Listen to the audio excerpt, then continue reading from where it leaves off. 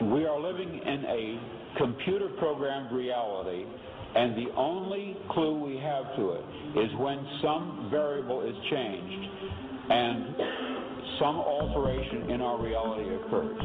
We would have the overwhelming impression that we were reliving the present, déjà vu, perhaps in precisely the same way, hearing the same words, saying the same words. I submit that these impressions are valid and significant, and I will even say this: such an impression is a clue that at some past time point a variable was changed, reprogrammed as it were, and that because of this an alternative world branched off.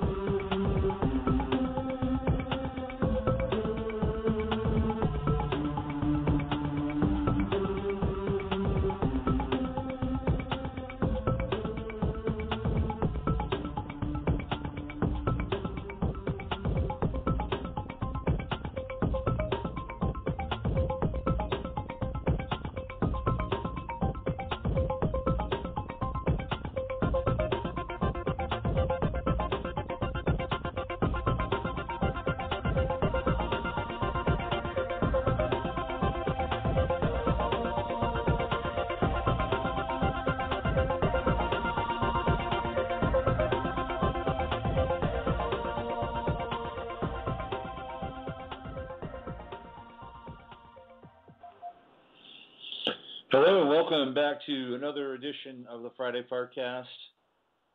I'm Robert Phoenix, I'm your host, and we gather here every Friday to talk with people, great minds, great thinkers, great postulators, great visionaries, pioneers, explorers, heroes, heroines, warriors, lovers, poets, healers, sages. They all appear here between the hours of 12 noon and 2 p.m. on Friday.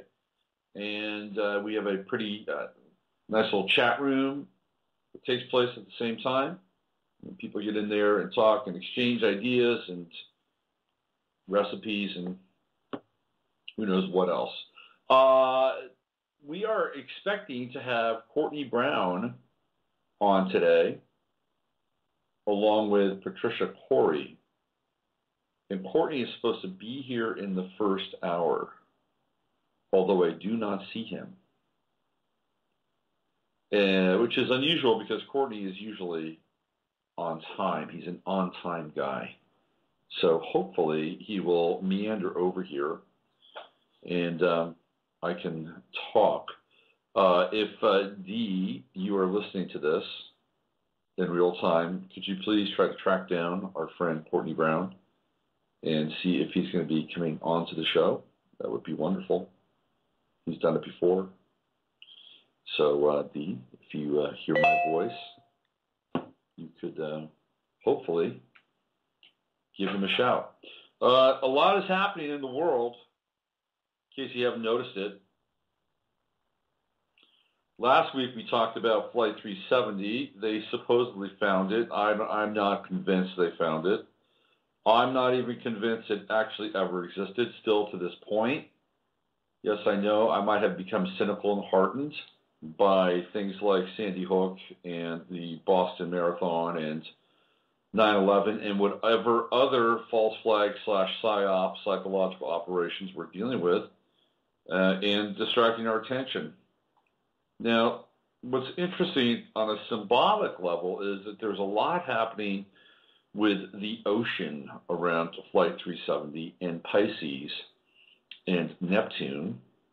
And I don't know if anybody has seen the One World Trade Center, the One World Trade Tower, but there are some very interesting symbols, of course, as always, in addition to the reverse hypercube, which is there. There is also I think there are three, a trinity of tridents. A trinity of tridents, which are supposedly pieces from the previous building. They look like tridents. So these are a tribute to Neptune, the sea god, and Pisces. And lo and behold, what do we have coming our way in the next few weeks? It is the film Noah, starring none other than Russell Crowe. And Noah, of course, is the story of the Great Flood. And the Great Flood is a tale that is not just a tale that is told in the Judeo-Christian system. It is a tale that is told through many, many, many traditions. So there's a very good chance that the Great Flood was a planetary event and not necessarily a local one that took place with the rising of the Red Sea and other waters adjacent to the Middle East, the Mediterranean, and North Africa. They call that area, by the way, the Fertile Crescent. The Fertile Crescent. So Noah is going to hit screens shortly. There's another very interesting movie that I'm writing about, and I'm writing about it in the newsletter. I'm getting the newsletter together. It's taking me a while, but there are a lot of elements now that are finally starting to come together. And the film I'm writing about is Transcendence, stars Johnny Depp, who plays a scientist by the name of Will Castor. Will Castor. And he is essentially working on the singularity. That's what he's working towards. And he is assassinated. Partially. He's shot by a group that is trying to keep the singularity at bay. And by shooting him, and hopefully killing him, that it would stop the singularity in its tracks and that humanity can continue to evolve and maintain its organic pace. Well, he doesn't die. However, he is shot with a radioactive bullet, so he is going to die, which means that there is a timeline, and they have to figure out what they're going to do with his mind and his body. Well, the body's going to die, so they're going to try and upload the mind to a computer mainframe. And when they do that, he becomes virtual, and then he spreads from the mainframe out into the internet, and then it becomes a horror story. But he also becomes a kind of dark cyber Christ in some way. And there's no mistaking that this film is about to pop April 17th, just 3 days before Easter or Esther, right? Esther. Astarte, the rise of the Earth Goddess. So they're piggybacking this film, Transcendence, onto the supposed expiration date of the life of Jesus and on the Emmanuel. So by doing that, they are casting or recasting Johnny Depp in that role, so to speak. So that is happening on the 17th. And if you've seen any of the ads for Transcendence on TV, they're kind of chilling in some ways. And they're basically saying, in X amount of days, the world was going to end. And it's the beginning of Transcendence. So there are some interesting energies, and there's some interesting themes and symbols that are being used in movies to influence reality. It's been this way for a long time, but now it's like at a whole other level in terms of the editing, the CGI, the sounds. So movies are, in some ways, becoming gateways and portals to consciousness, both light and dark, good and bad, right and wrong. That's what's happening. And when we see these films being timed in certain ways, there is almost an esoteric rhythm or pattern to their production and emergence. And I talked about some of this over on Gaiam, and I did a piece, it's a show that's going to be coming up here in the next couple of weeks, And it's on the Pluto and Sagittarius generation. And the movies that are part of their world, one being, of course, The Hunger Games, then the other being Divergent, which is going to pop here on the, I believe it's on 420, if I'm not mistaken, or right, 420 or 422. That's when Divergence hits. So again, Divergent is going to be kind of piggybacking on this wave, this Cardinal Cross wave, which is very intense. It's a lot of powerful energy with the Cardinal Cross. Extremely powerful and catalytic energy. And for some people, it can be really difficult to handle. Extremely difficult to handle. For other people, it can be life-changing. And remember, this energy, it's just energy. So if you and we can look at it and we could try to, which I do attempt to do, forecast or get a sense as to what's coming via the energy. So we can, kind of look at it and better prepare ourselves for whatever that might be. But we can also just simply use that energy because it's energy. And this Cardinal Cross is dynamic. Mars in Libra, Jupiter in Cancer, Uranus in Aries, and Pluto in Capricorn. If we look at all four of those, all four of them represent certain elements of the world that we're currently living in. And this is how I see those elements. I see Uranus in Aries as being the military-industrial complex that is fueled and supported by massive technology. Because Aries is the will, Aries is the warrior, it's the soldier, and Uranus is all things technological, all things that are mechanically sophisticated and connected to rapid illumination and sudden change. So we have that. And then we have Pluto and Capricorn. And to me, Pluto and Capricorn represents the corporatocracy, the bankers, the people that hold debt, liens, patents, all of those things. Pluto and Capricorn gets played out via the bankers and this Cardinal Cross. So we have the military-industrial complex in the armies of the world. We have the bankers. And then we have Mars in Libra. And for me, Mars in Libra is this kind of, Mars in Libra, okay, if we're going to break this down into kind of political pieces, Mars in Libra is the kind of progressive, left-wing, socially just faction. And we have seen that manifest in the color revolutions, the latest being in Ukraine. And here in this country, we experienced some of that 2 years ago with Occupy. That would be September of 2012, Occupy. And Occupy is coming back. It's coming back, and it's coming back when? It's coming back on the 4th of April. And what is it called now? What is Occupy called now? It is called Wave of Action. And Wave of Action is you can look them up on the internet. They are a very sophisticated group that looks like they've got some Soros funding and some Otpor and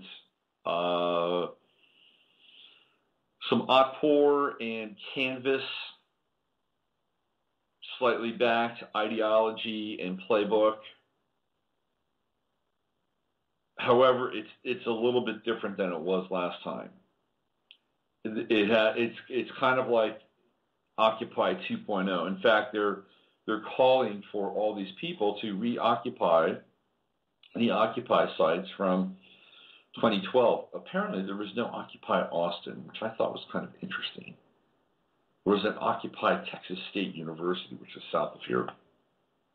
And they had an Occupy Dallas, in an occupied Temple, Texas. And it's like, Temple, Texas? Are you kidding me? Occupied Temple. It's a very conservative place, Temple, Texas. Anyway, so what's happening is they've got these really slick videos, and they're getting people all fired up to rage against the machine. And in fact, one of the videos is with Lincoln Park, I think. It's Lincoln Park, and they feature a speech by Mario Savio, who was a protester, a radical from Berkeley back in the late 60s and the 1960s. It's a famous speech. Mario Savio was a very articulate firebrand. He became a significant face for the protest movement in the late 60s, and then he kind of faded away. And eventually he wound up at my college, San Francisco State, and he graduated at the same time I did, which was in 1984. So he finally got his degree, which I think was kind of interesting. And then he died. Well, not right after, but a few years after that. So he's in this video, and his speech is sampled, and it is the next sort of layer of the Occupy meme virus, which was I firmly believe that Occupy was fronted by groups who claimed to be solely grassroots and independent. I don't think they were at all. I think the money came to them through the Tides Foundation, and that the basic architecture of Occupy was from the White House, because there is an interesting sort of crossover and bleed between the principles of Gene Sharp, who is one of the grand philosophers of nonviolent protests, and he is part of the Einstein Institute. I think he's in his 80s now, and he's a guy that a lot of the nonviolent protest movement have followed and have grafted their tactics from. But he's not alone. The other person, of course, is Saul Alinsky, who is the master community organizer and one of the teachers of one Barack Hussein Obama. Although when Obama was in Chicago, Alinsky was not alive, but his people were, his organization was, and that's the same thing. And both Alinsky and Gene Sharp happen to be Aquarians, so they are well suited towards their own predisposition and dispensation when it comes to revolt and revolution. So I am of the mind that Occupy was really a White House, Barack Obama staged event, until it got maybe a little too real, and then they decided to crack down and get physical with the occupiers. Anyway, we're about to see the next version of it coming to a social theater near you, city near you, Wave of Action. And who are some of the luminaries associated with Wave of Action? Well, there is one, Marianne Williamson, who is running for office in the 33rd District in the state of California. Interesting number, 33. And it's amazing that it's taken this long for Marianne Williamson to get political. Well, now she's getting political, and she is aligning herself with the 99 percenters, who really are just, I mean, I feel like that these are the charges of Fabian socialism. They really don't get at anything.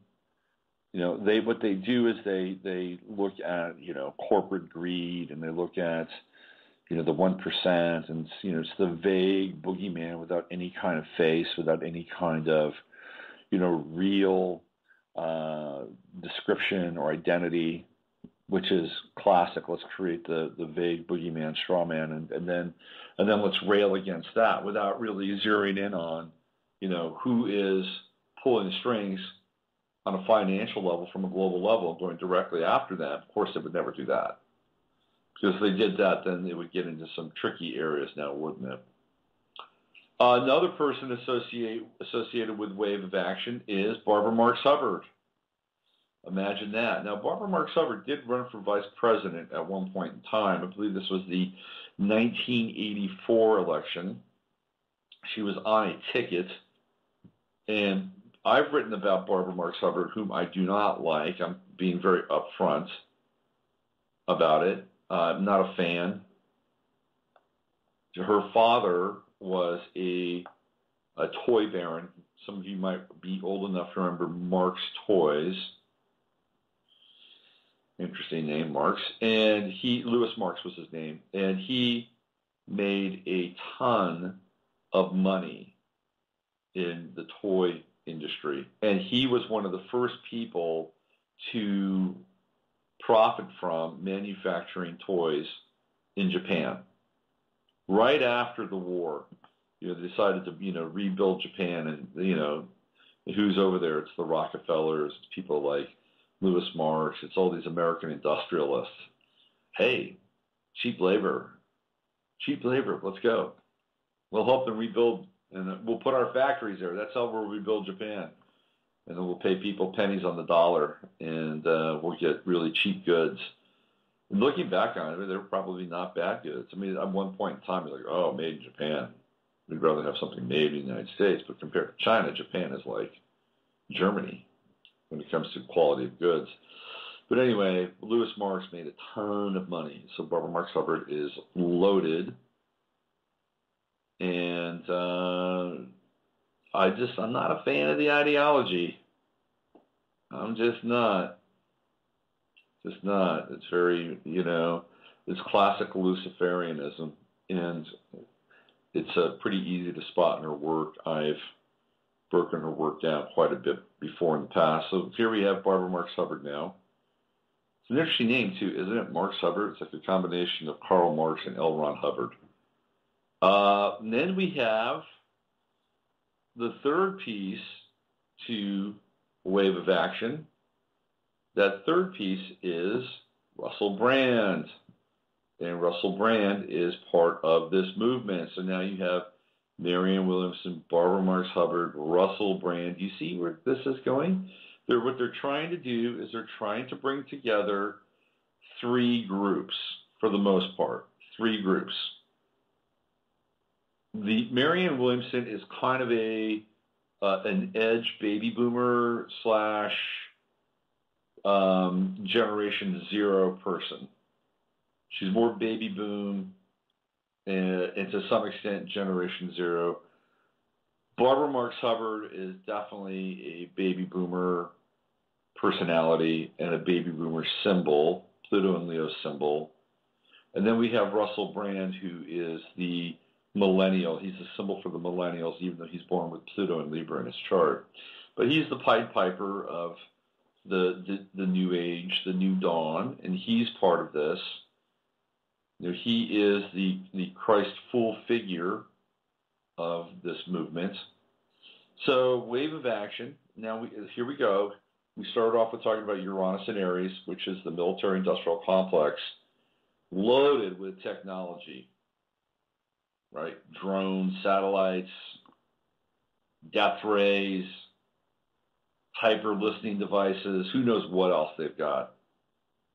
I mean, to think about this, the most sophisticated hardware in the military theater that we know about, what they have, and they're not showing us, is at least 50 years ahead.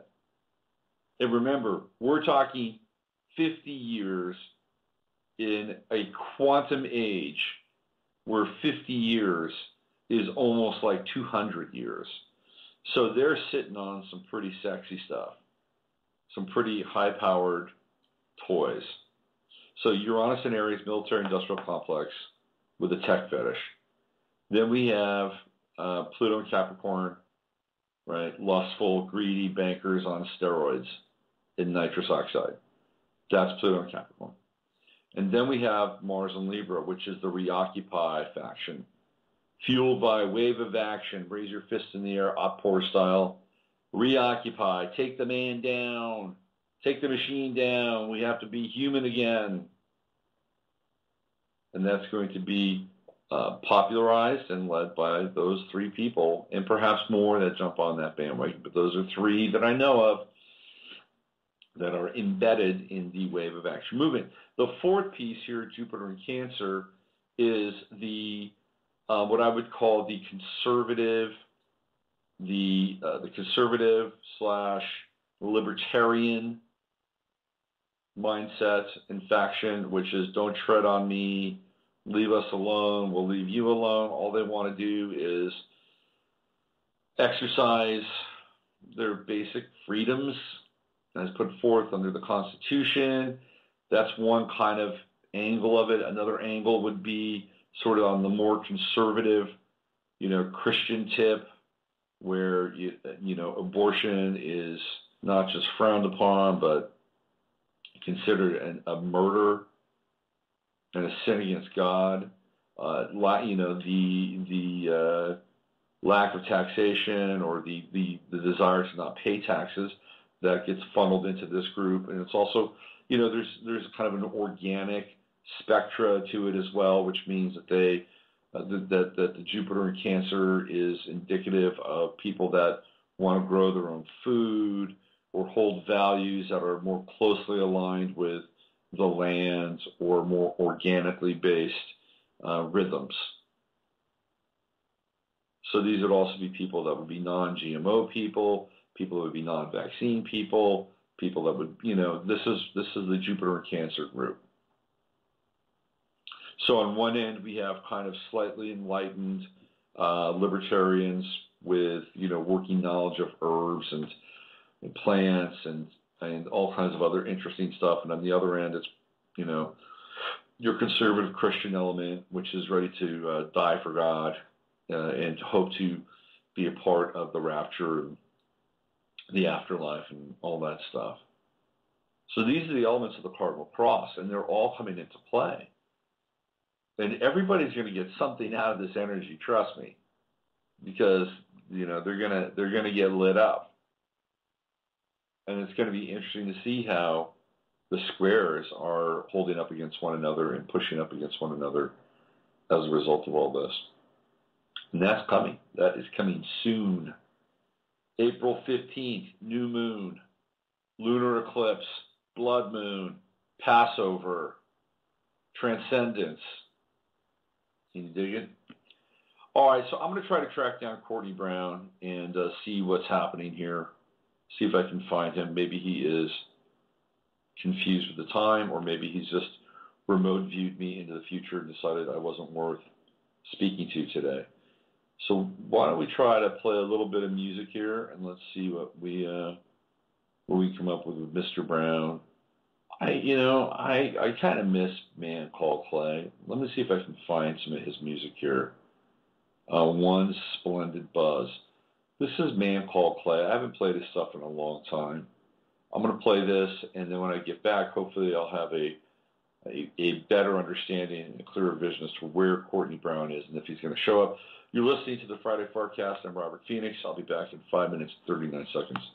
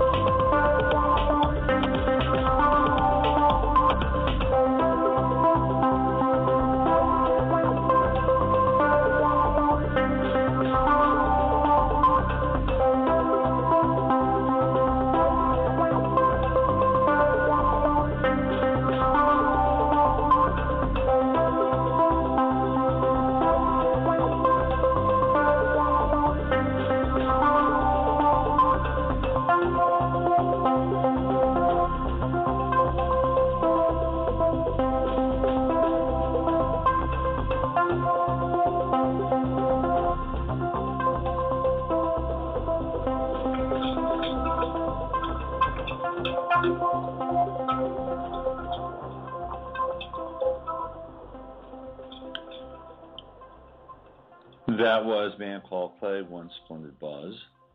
And I managed to find Courtney's number. Let's see if we can call him, find out what's up. Let's try this, shall we? And hold on here. I'm just going to peck away until we figure this out. If not, we'll just roll and we'll bring Patricia Cori on in about 30 minutes. Let's see. One more. All right, here we go. Let's give him a call, see what happens.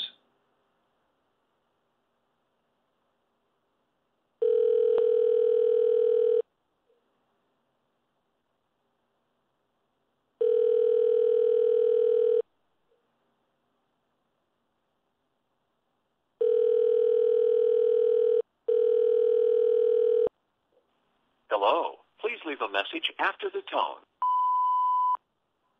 Hey, Courtney, it's Robert Phoenix, and I'm live on the air, and we're hoping to have you be a part of the show today. 347-308-8995, 347-308-8995. If you could call in the next few minutes, that'd be awesome.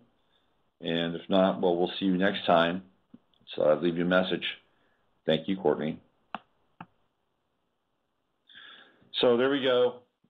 We put it out there. We attempted, we tried, and hopefully Courtney's okay and he can dial in. So I've been looking at cars. I've been thinking about buying a new car. Not a new car. I'm kind of a used car guy. You know, I don't think I think I bought one new car in my entire life. One, and it was a Hyundai. It was a first generation Hyundai. First year that they came out. And the reason I bought that car is because my father was selling cars for Hyundai. So I helped him get a commission when I bought that car. It's the only new car I bought. So I spent time on Craigslist looking at cars over the past day or so. And it boggles my mind when people take pictures of their cars and put them on Craigslist. Because I look at these pictures and I'm like, what planet are you taking these pictures on? On what planet do they look at cars at a diagonal and from the hubcaps up? It's not the planet I'm from. You know, if I want a picture of a car, I want to see your car.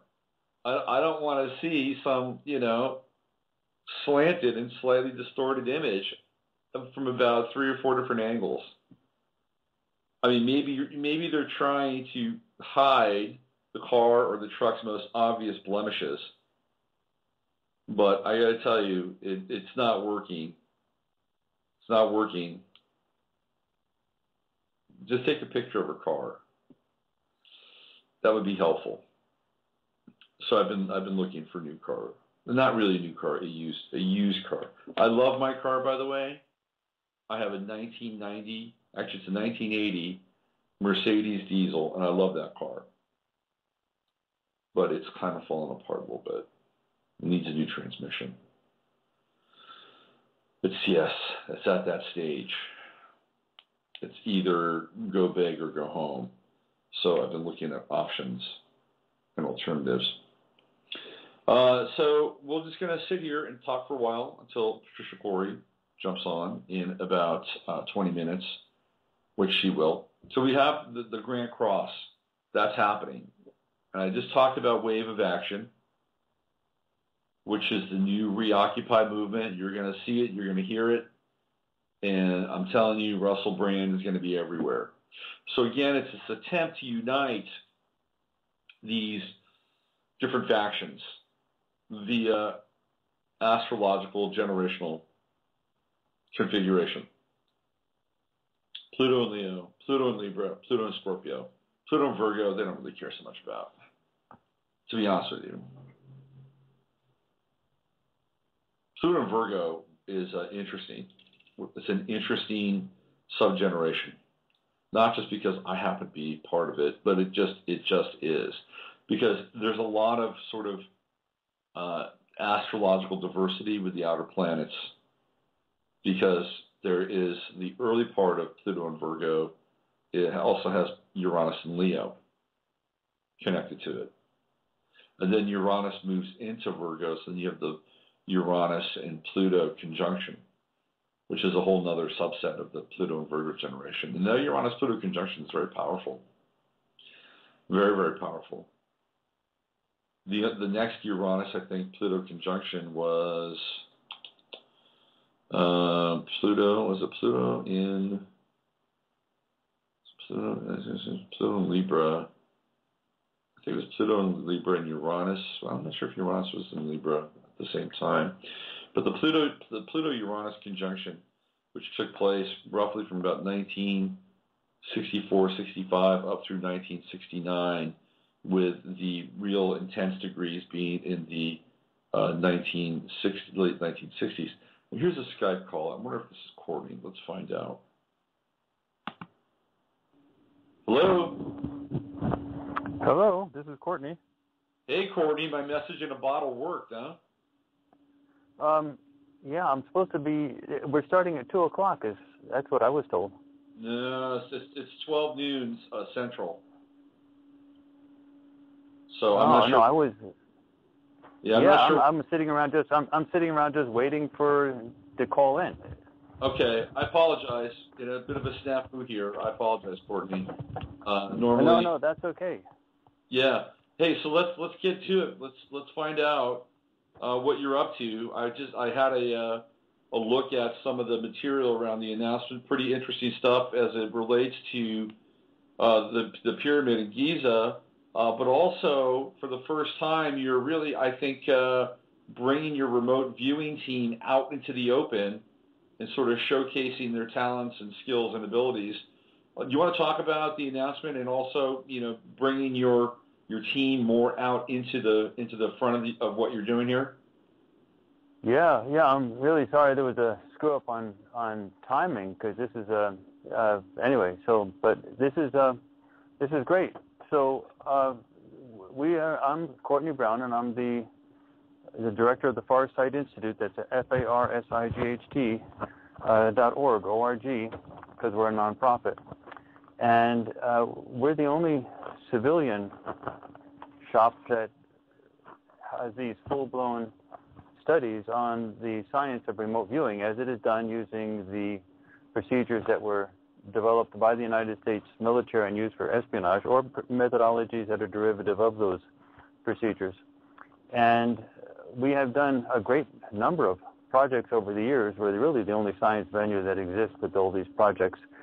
And what we did was, originally we started working with lots of viewers in the beginning, teaching a lot of people, and other people were teaching as well. And then we stopped teaching and just tried to focus on working with the people who were the most dedicated and the best in terms of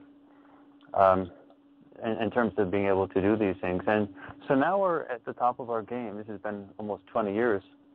And we have our latest study called The Great Pyramid of Giza, featuring Dick Allgaier and Daz Smith, who are probably the two best remote viewers on the planet right now. And it was a project that I started over a year ago with the idea of using remote viewing to figure out how the pyramids were built. And that was sort of a mystery, because mainstream science explanations for how the pyramids were built really didn't make much sense, because really they're talking about tens of thousands of slaves lifting and cutting those rocks, which are 80 tons each, the big granite ones, and putting them into boats and shipping them up the Nile from the Aswan area. And, those big rocks would sink one of those boats in a second. So it just didn't make a sense how they were able to do it, and let alone carry them, cutting them out of the quarries. Nothing really made sense. So right. we had this project using the pyramids as the focus, and using the best remote viewers that exist. Now, the thing about this is that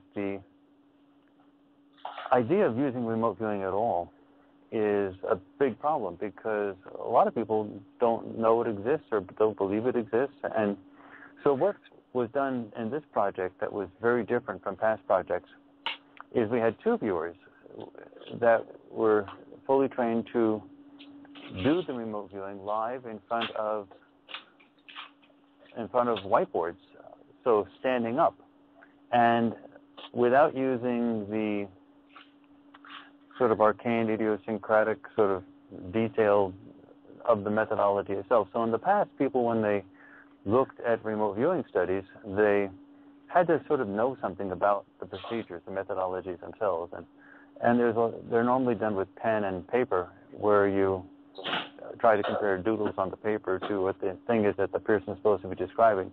All remote viewing is done under totally blind conditions, meaning it can't be done if the remote viewer knows anything about the target. The remote viewer just has to be told. Hey, Courtney, can I just interject just 1 second? Are these the protocols that are still being used that were developed by Ingo Swann? Is that what we're referring to? Well, yes and no. Ingo's development was very early, so lots has changed since then. But that's the basics. Mm-hmm. Okay. But the Dick Algier uses methodologies that are from the Hawaii Remote Viewers Guild, that was taught to him by Glenn Wheaton, who came out of Special Forces Intelligence, and CRV, or the Ingo Swann methodologies, that came out of an official program in the DIA, or the Defense Intelligence Agency. So that was how that sort of worked. There was 2 separate things going on. One was an official program, and then in Special Forces, it was more like an unofficial movement within the military. And the Special Forces version eventually was featured in the movie Men Who Stare at Goats, starring Jeff Bridges and George Clooney. Right. But the DIA version was sort of an official on the books project.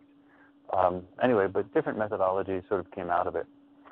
And so the procedures, well, they are known for people to people who know something about it, especially with regard to the military stuff.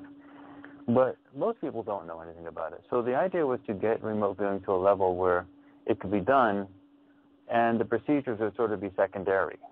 So you wouldn't really be looking at the doodles on the piece of paper and trying to figure out what it is they're trying to describe. So these viewers are the absolute best. So when the reason that this video is so important, this documentary is so important, is because you can see the viewers live on video doing their sessions under totally blind conditions, standing up, and in a theatrically interesting manner. So these are really the best of the best. Like if you're new to piano and you're playing piano, you're like focusing on the music and concentrating and looking at your hands. But if you see someone playing the piano in Carnegie Hall, their eyes are closed, they're moving all over they're very entertaining. When you see Lang Lang play the piano, it's like the whole theatrical experience. Well, that's what these guys are like with remote viewing. So they're describing the pyramid, and the viewers, the people who are actually looking at the video, are saying, my gosh, look, they're actually, Dick Algier is saying this is a pyramid and describing it exactly the way it is. I mean, there's no ambiguity about it. He's with exquisite detail describing the pyramid and the mining process. And then with Daz, one of the great things with one of his sessions, recorded live on video, is him describing how the big blocks were actually moved. Mm-hmm. And that was the target for him. And it's absolutely unambiguous. He's saying these are big stone blocks, this is the shape of them, and this is how they're being moved, and then the people around them are minimally clad and dark-skinned, and how many people were there and how they were actually being moved. So it's absolutely unambiguous that the descriptions are exactly correct. So this raises the level where people can be able to understand the remote viewing process without any type of ambiguity about it. They don't have to sort of convince themselves that remote viewing works. So on this level alone, the Great Pyramid of Giza, the new documentary, fills a huge gap. And so that's one. And then the second thing is the actual resolution of how the pyramids were built in the first place, because the mainstream ideas about how they were built just make no sense. For example, those blocks, up to 80 tons, those are bigger than, they're the size of a bus. Right. So those blocks, just to cut them themselves, how does mainstream science say they were cut? Well, this says that the workers chipped away, made a crack in the rock, and then put wood chips in the crack. I'm sorry, I have to laugh when I say it, but I try not to laugh, but it's hard to not laugh. They put wood chips in the crack. Made them look like that they were actually cut stone, right? This is what the theory is. And then they put water on the wood chips. It's then the wood chips expand, and then the things crack. Yeah, but the idea is these things are perfectly cut. First of all, you can't go out to a cliff and put some wood chips in a crack. Just tell me if the cliff cracks in half. I mean, it's just so ridiculous. It's you absurd. Can maybe do that with absurd. Yeah, you can maybe do that with some small rocks, but with 80-ton big rocks the size of a bus, and you had to slice them on all four sides and the top and the bottom as well. What are you going to do? Put a wood chip underneath to crack it? I mean, the thing is the size of a bus. The thing is just so crazy to talk like that. And this is a worldwide phenomena too, right? Worldwide phenomena, and they're picking up on the Giza piece, but this is all around the planet. Yeah, exactly right.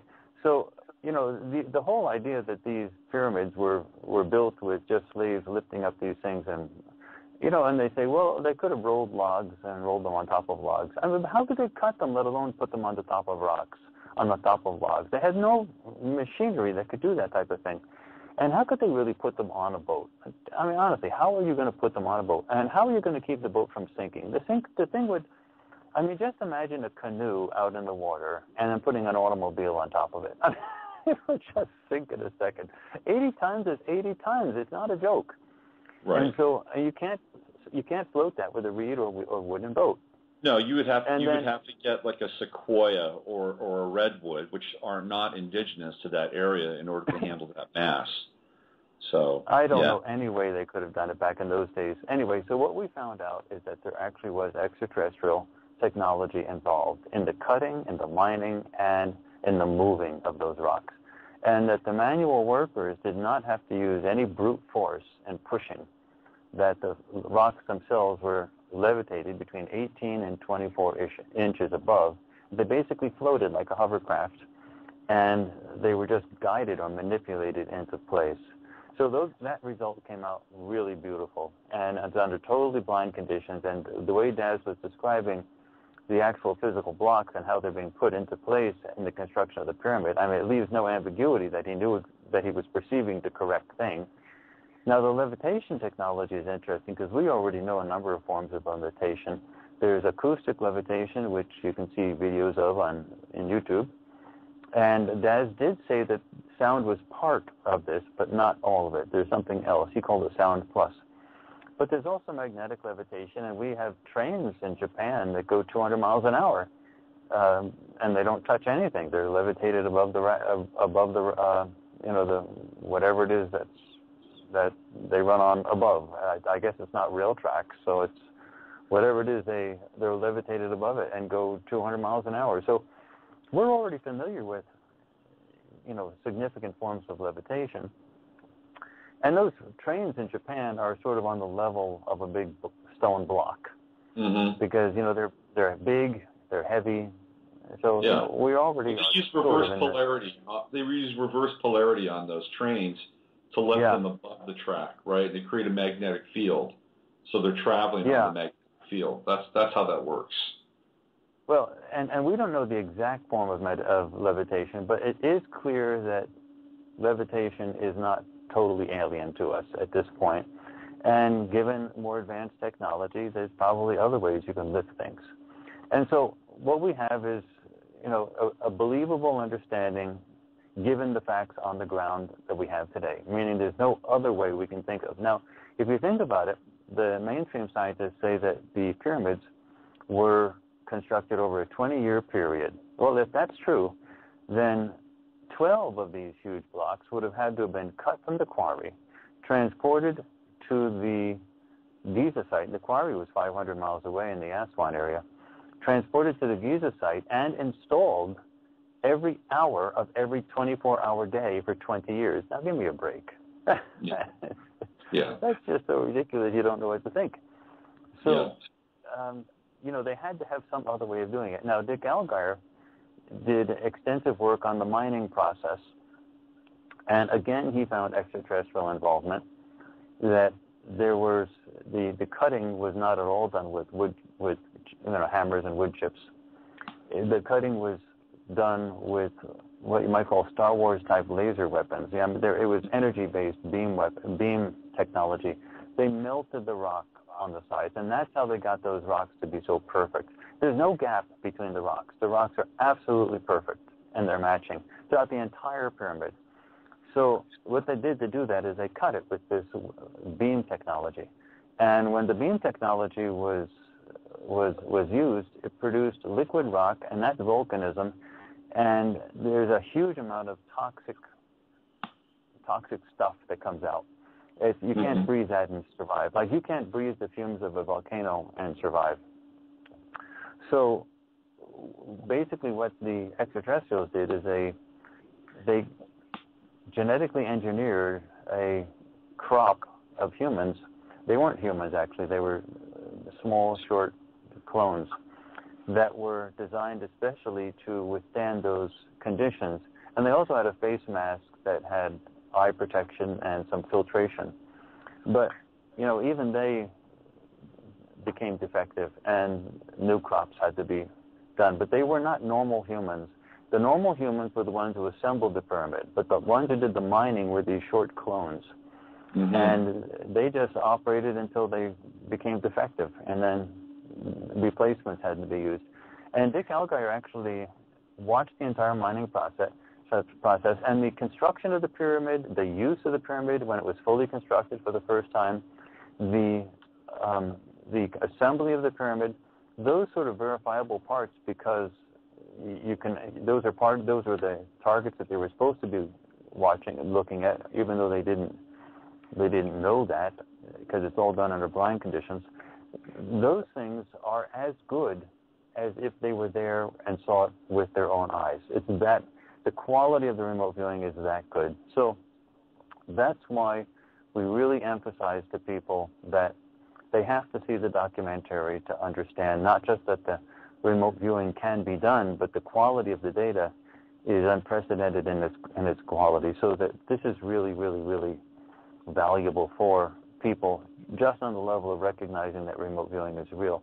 And then, of course, when the actual findings are with the extraterrestrial stuff, it's interesting. Now, Daz also investigated more of the extraterrestrial content, all under totally blind conditions, and we had never given them an extraterrestrial target.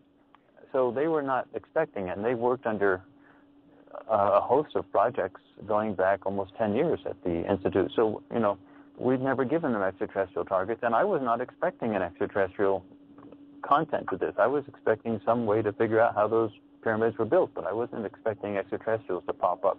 But we found out in these data that it appears to be that another group of extraterrestrials arrived at about the time most of the pyramids were finished, but not all of them. And they basically chased away the first group and disrupted society by spreading new information, essentially stopping the slave-master, very destructive relationship that was originally going on. And so those people were chased away, the first group, and then the second group tried to sort of fix things. And you could just imagine, this sounds awful, and the society then dispersed. The whole Egyptian infrastructure, it just collapsed. And it sounds uncannily like the Exodus story. So it's just really fascinating when you put all of these things together and you see, how history might actually have happened. So if you look at the pyramids today, our data actually makes sense. They actually match what we see. And if you look at what mainstream science says, that simply does not match what you see. It just doesn't match. So this is a very interesting sort of phenomenon and of using remote viewing, especially when you get results that make sense, and what other people are saying without the remote viewing simply doesn't make sense. So, it gives extra credibility to the remote viewing results, especially when they're done such under blind conditions. By the way, if people want to see, there's a free 40-minute announcement video that's right on the homepage of our website, which is www.farsight, F-A-R-S-I-G-H-T, like seeing far.org, O-R-G. And then that contains about 20 minutes, actually a little more, 25 minutes of the actual full documentary. The full documentary is an hour and 45 minutes long, and it can be purchased both as a video on demand from Vimeo, right on links on our website, and also as a DVD that comes out of Amazon. So it's less expensive as a video on demand, and you get it right away. It's at $12 to rent and $15 to buy. So we were able to reduce the price. The DVD is a little more expensive, so the video on demand is sort of a nice way to go. And this is as cutting edge as you can get. So let me ask you a question about this. You also have some information in there about disclosure as well. Do you want to talk about that? Say it one more time. We have some information about what? Disclosure? Oh, yes. You see, the whole idea of disclosure is that disclosure, both with respect to remote viewing and the extraterrestrials, is that the people wait for the authorities to tell them that something is okay. But, that's not going to happen. So when we talk about disclosure, we talk about not having the authorities tell us, but rather having the people know something independent of the authorities. For example, let us take the situation of Area 51. Area 51 is known to everybody.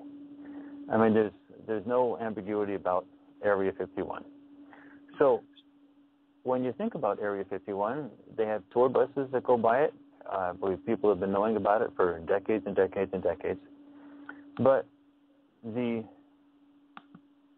President of the United States, Obama, for the very first time,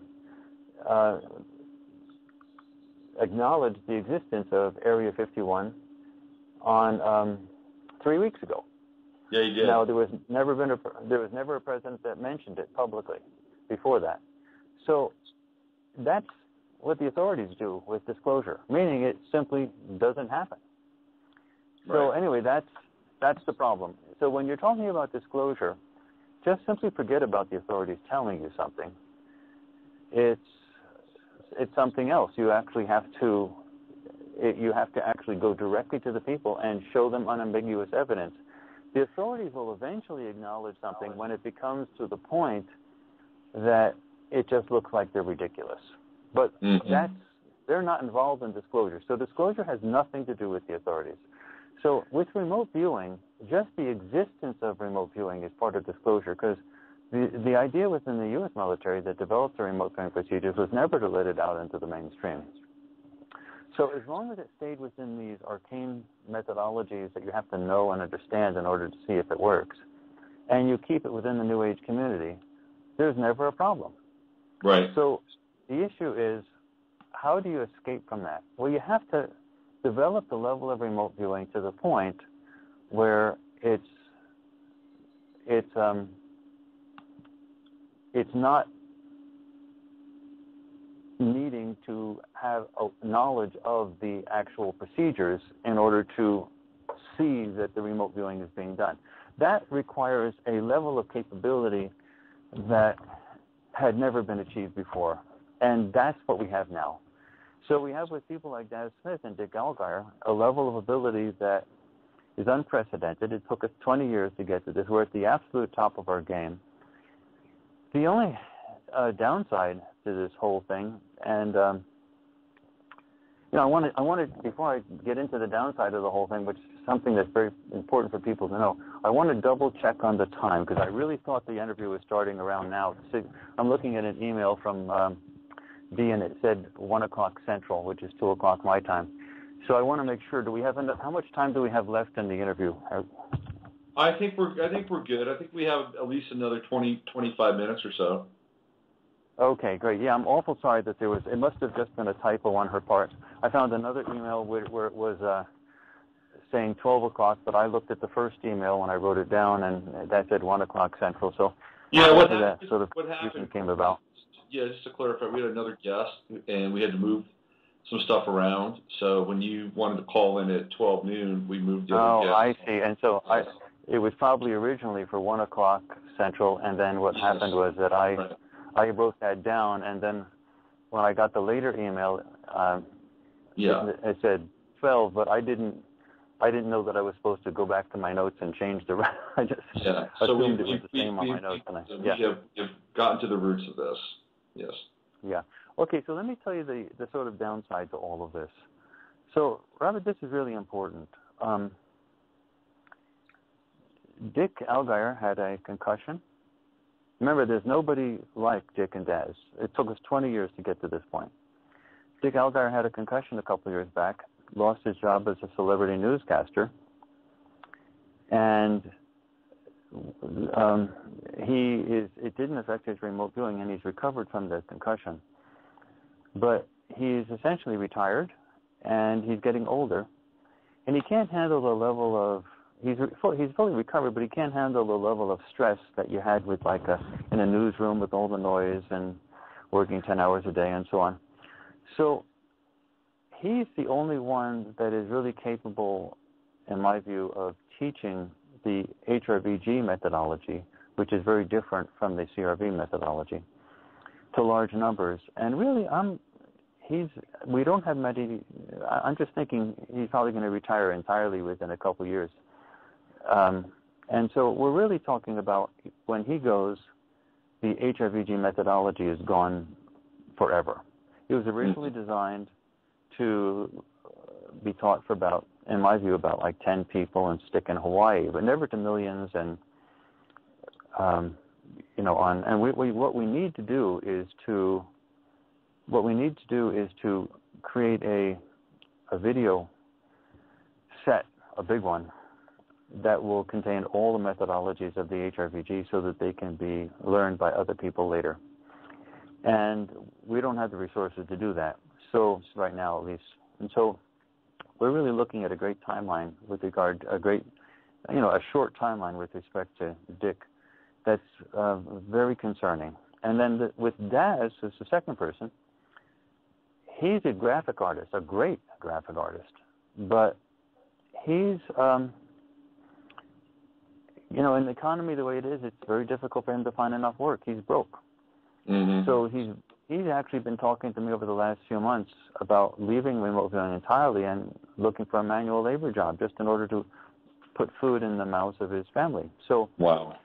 We're talking about two people who are absolutely unique on the planet and who are absolutely necessary for this planet to move to a level where we have a future and a destiny. And we're talking about a very short time window for getting our act together. Daz for income problems, and Dick because he's getting older and he's had a concussion. He just can't handle the stress. This video series that we need to make for Dick, we have to do it. We have to set it up here. And so what we really are needing and looking for is when people buy the video, the documentary, actually they're contributing to that, but we're looking to get a video studio here in Atlanta where we will basically run it full time, nonstop, to create things. We've been coming out with these projects once a year, but we need to really have something coming out once every 5 days or a week, and not necessarily just remote viewing projects, but things that are remote viewing related, especially short things, 3-4 minutes that relate to the younger audience, that are entertainment related, that have shorter attention spans, that go on YouTube.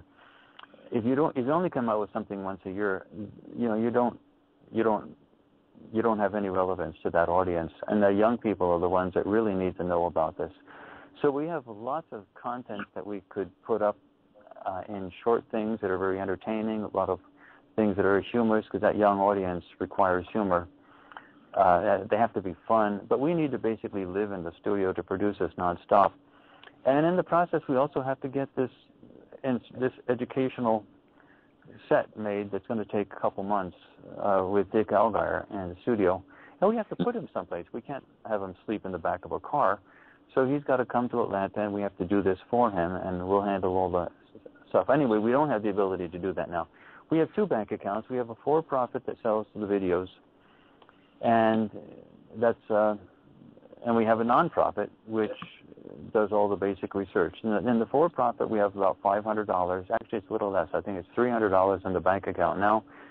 And for the non-profit, there's about $2,000, but that can't be used for a lot of things like video creation and so on. So what we're really doing is we're at the sort of end of our rope without more resources. So every time I give a radio interview, I want to let people know we've been doing this for almost 20 years.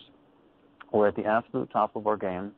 There has never been and if you were to do this over again, it's going to take you 20 years, because if you have to teach a number of hundreds of people, a couple thousand, and then find a few best, and then work with them until they can do it live on video in an entertaining, theatrical manner.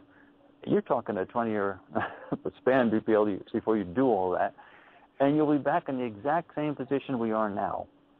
So, we're talking a very serious sort of juggernaut. It's going to happen now, and if you do it all over again, it'll happen in 20 years. So every time I give an interview, I want to let people to know, don't take this for granted. When we see these documentaries, like last year we came out with the Atlantis Project. It was a technologically advanced civilization that destroyed itself here on Earth. We have all the data for it, and we have, there was a DVD, and it will soon be available as video on demand also, for that project as well. And we've done a host of other projects. This is the fourth video project that we've actually done, and then we have other projects as well that we have, and all of these things have all of the data up for free on our website at farsight.org. But the full documentaries, people have to pay for them, and they have been basically just keeping us afloat. But what we really need now is to get this studio so that we can do what needs to be done for this planet. And and we have a very short time window to get this done. So I just wanted to mention this to people. So if they think we're doing this, when they look at our website, it's really nice, and people look at us and honestly think that we have big buildings and we're a multi-million-dollar company, but we're a non-profit and we have a couple $100 in the bank. It's just that we're really good at what we do, but our resources are finished. So, what's the price? And I'm talking resources, not just financial. I'm talking years in terms of age and things like that. Yeah. What's the price point of the DVD, Courtney? What is that? Well, the DVD at Amazon is $25, but the video on demand with Vimeo is only like $12 to rent for a week or $15 to buy forever. So you're talking petty cash, but on the same hand, that's what we're. Everything. By the way, in terms of myself, if people start worrying, are we money hungry? Heavens, why be cynical about us? Don't be cynical about the people you're pumping $50 into every time you fill up your gas tank, or the mass marketers.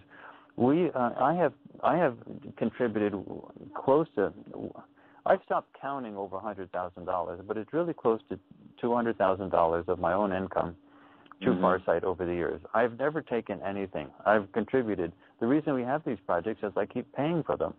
I have a textbook, for example, that sells fairly well. It's used in, it's called Politics in Music, and it's used on a number of college classes around the country. I don't take any of the money for that. I put it all into Farsight. So in order to pay for these things. So, when people look at this stuff, they see the quality of the video, and when they order the DVD, they get it. It looks so professional. I mean, and it is professional. I mean, it's manufactured under first-rate conditions and has great covers, and the quality of the video itself is so great. They just assume we're Paramount or MGM. I mean, they just assume that we're a multi-million-dollar corporation. But we're very few, and we're highly dedicated, and there is no other venue on the planet where you can see these projects, because nobody else does these projects. It's like true. if you look at the military guys, they're my friends. They're good people, but they spent most of their time teaching remote viewing to a group to students over the years, especially to the basic levels and so on. And they don't have any of these projects, so you don't actually see what the remote viewing can do. Right. We're the only place where you have these full-fledged projects, one after the other. And, some of the military guys have been really helpful, like Lynn Buchanan and Glenn Wheaton. They were on our board of directors for a number of years. So, they were really, really helpful. But in terms of these full-fledged projects, Farsight is the only venue where this type of thing happens. And it's really something where people should say, what would the planet look like if Farsight never existed? Because remote viewing now is everywhere. It's in the movies. There's millions of websites that mention remote viewing. It's in the language. People know all about the studies that have been done. All of that is from Farsight. There aren't any studies from other places. So, we really fundamentally changed the planet. Ask yourself, where would the planet be in 10 years if we stopped being? Yeah, you have to start all over again. And when you finally got to the point where you had some viewers that were really good that could change the planet because they can do it live on video, standing up in a theatrically interesting manner, you're talking 20 years from now, and you'll be in the exact same situation we are, needing a video studio to put it together to reach out to the masses. Everybody needs resources in order to continue their work. I don't think there's anything wrong about talking about it or claiming that this is an essential part of what you do and will help you continue to do what you do. So I think a lot of people that are in this line of work, it's kind of an uphill battle a lot of the time, and there are a lot of other people out there that are also looking for resources to continue their work. So it's kind of a tricky situation about where people can invest and how they can invest and what's important to them. It is, but people have to make choices, especially if there's some wealthy people out there. They have to make choices.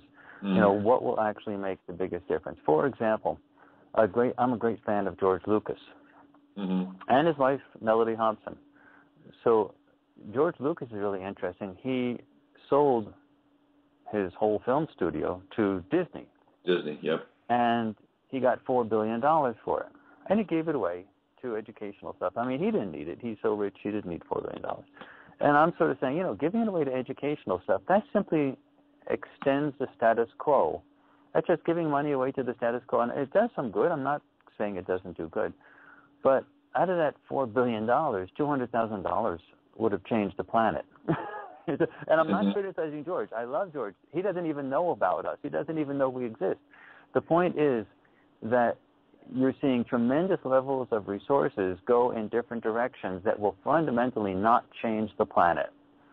But here we have a situation in which a very small level of resources would leverage. It would change everything. So every time I get an interview, I just want to emphasize to people, it's not a matter of whether money exists. It's a matter of whether people know what we're doing and what the situation is. So, that's anyway, I've spent enough time on that. People contribute money all the time to various causes, and all you have to do is, look at some of the big buildings for the American Cancer Society and whatever. But, this is a different type of thing. So it's not a matter that the money doesn't exist, but people have to know what we're doing and the value of what we're doing, and that's my job. I'm the front man for the Farsight Institute, meaning we have a board of directors. I'm head of the board, but we have a board, and we're a nonprofit, so I don't own the Farsight Institute. Nobody does. It's a public entity. So it's good for people to know that this nonprofit really does exist and that we do things that nobody else does. And once this becomes more mainstream, which is now possible because we've got the level of remote viewing up to the point where anybody without any background can look at it on video and say, oh my goodness, it's real. This is not Star Wars people on a fictional movie talking about, influencing others or perceiving the future through the Force. This is for real. Yeah. And that changes everything if you think about it, Robert. Yeah. Courtney, I have a question to ask you. It's a little off topic here, but certainly in the realm of Go remote ahead. views. The mystery of Flight 370. The Malaysian flight. Yeah, there's a lot of speculation surrounding this. And, there's the debris field, which may or may not be a part of the plane. Have you guys taken a crack at looking at Flight 370 yet? No, there's a couple things. We only have a few remote viewers that we work with. Remember, we work with the best of the best. In the old days, we had lots of people who we were working with and training, and they were sort of mediocre in quality because they were just beginning. But now we work with the best of the best, and we don't use them unless it's a huge project, unless it's a major project. And to be quite honest, we don't use them unless it's a big project. And those things take like a year for us to do. We have to design the targets extremely well. It takes time. We have to line the viewers up to make sure they're going to set time, time in their day to be able to do this type of thing. They have to do the sessions. It takes a number of months to do the sessions because there's many sessions for many, aspects of the different elements of the project. And then they have to be brought in, and then they have to be analyzed. So, and then we start thinking about a video project that sort of presents it to the public, plus web pages. So you're talking about a year from start to finish, sometimes a little more. We started this one in January of last year, of 2013. So you're talking, a long time. So things that are done on the spur of the moment, like current events, those will be resolved before we'd ever get around to it. Now, it doesn't say that remote viewing couldn't be done for that. That is indeed how the military does it. And although the official program closed down, the first original official program closed down in 1995 in November, everyone that I know and think is reasonable assumes that it started up immediately all over again under a different name, New Black Project. Because the military is filled with smart people, and they don't stop something that's working for them, even if they don't understand how it works. But now we're understanding the physics of why it works. But back in those days, they didn't. Anyway, you can assume with virtually 100% certainty, in my opinion, that the remote viewing stuff that's going on in the military is much bigger than it used to be, and it's alive and well. And if that ever comes out public, they'll say, oh, my gosh, that was a rogue general. I don't know how that ever happened. We'll close it down immediately, and they'll start up a brand new one right over again. And that's sort of the way it will go. So if you have a lot of viewers, then you can do things sort of on the spur of the moment. That's what the military does. They use it for all sorts of things on the spur of the moment. But they have lots of resources where they have analysts that are on salary, they have viewers that are on salary. I mean, it's a totally different thing. But they're not doing the science stuff that we're doing either. Right. So one of the things we want to do is expand the pool of remote viewers by teaching lots more people. But we have to get through this juggernaut of having minimal resources to do that. We don't have the financial ability to teach those courses anymore. Mm-hmm. And so we that's one of the reasons we stopped doing that. We were realizing it's just a chase for tuition dollars that burns your wheels, it spins your wheels, because it costs as much to do the course as it does if you get any tuition dollars from it, and you end up with no ability to use the remote viewing for important things. So we decided to, this is way back in the 1990s, late 1990s, to stop teaching remote viewing and simply work with the people who already taught to find out who's going to be the best.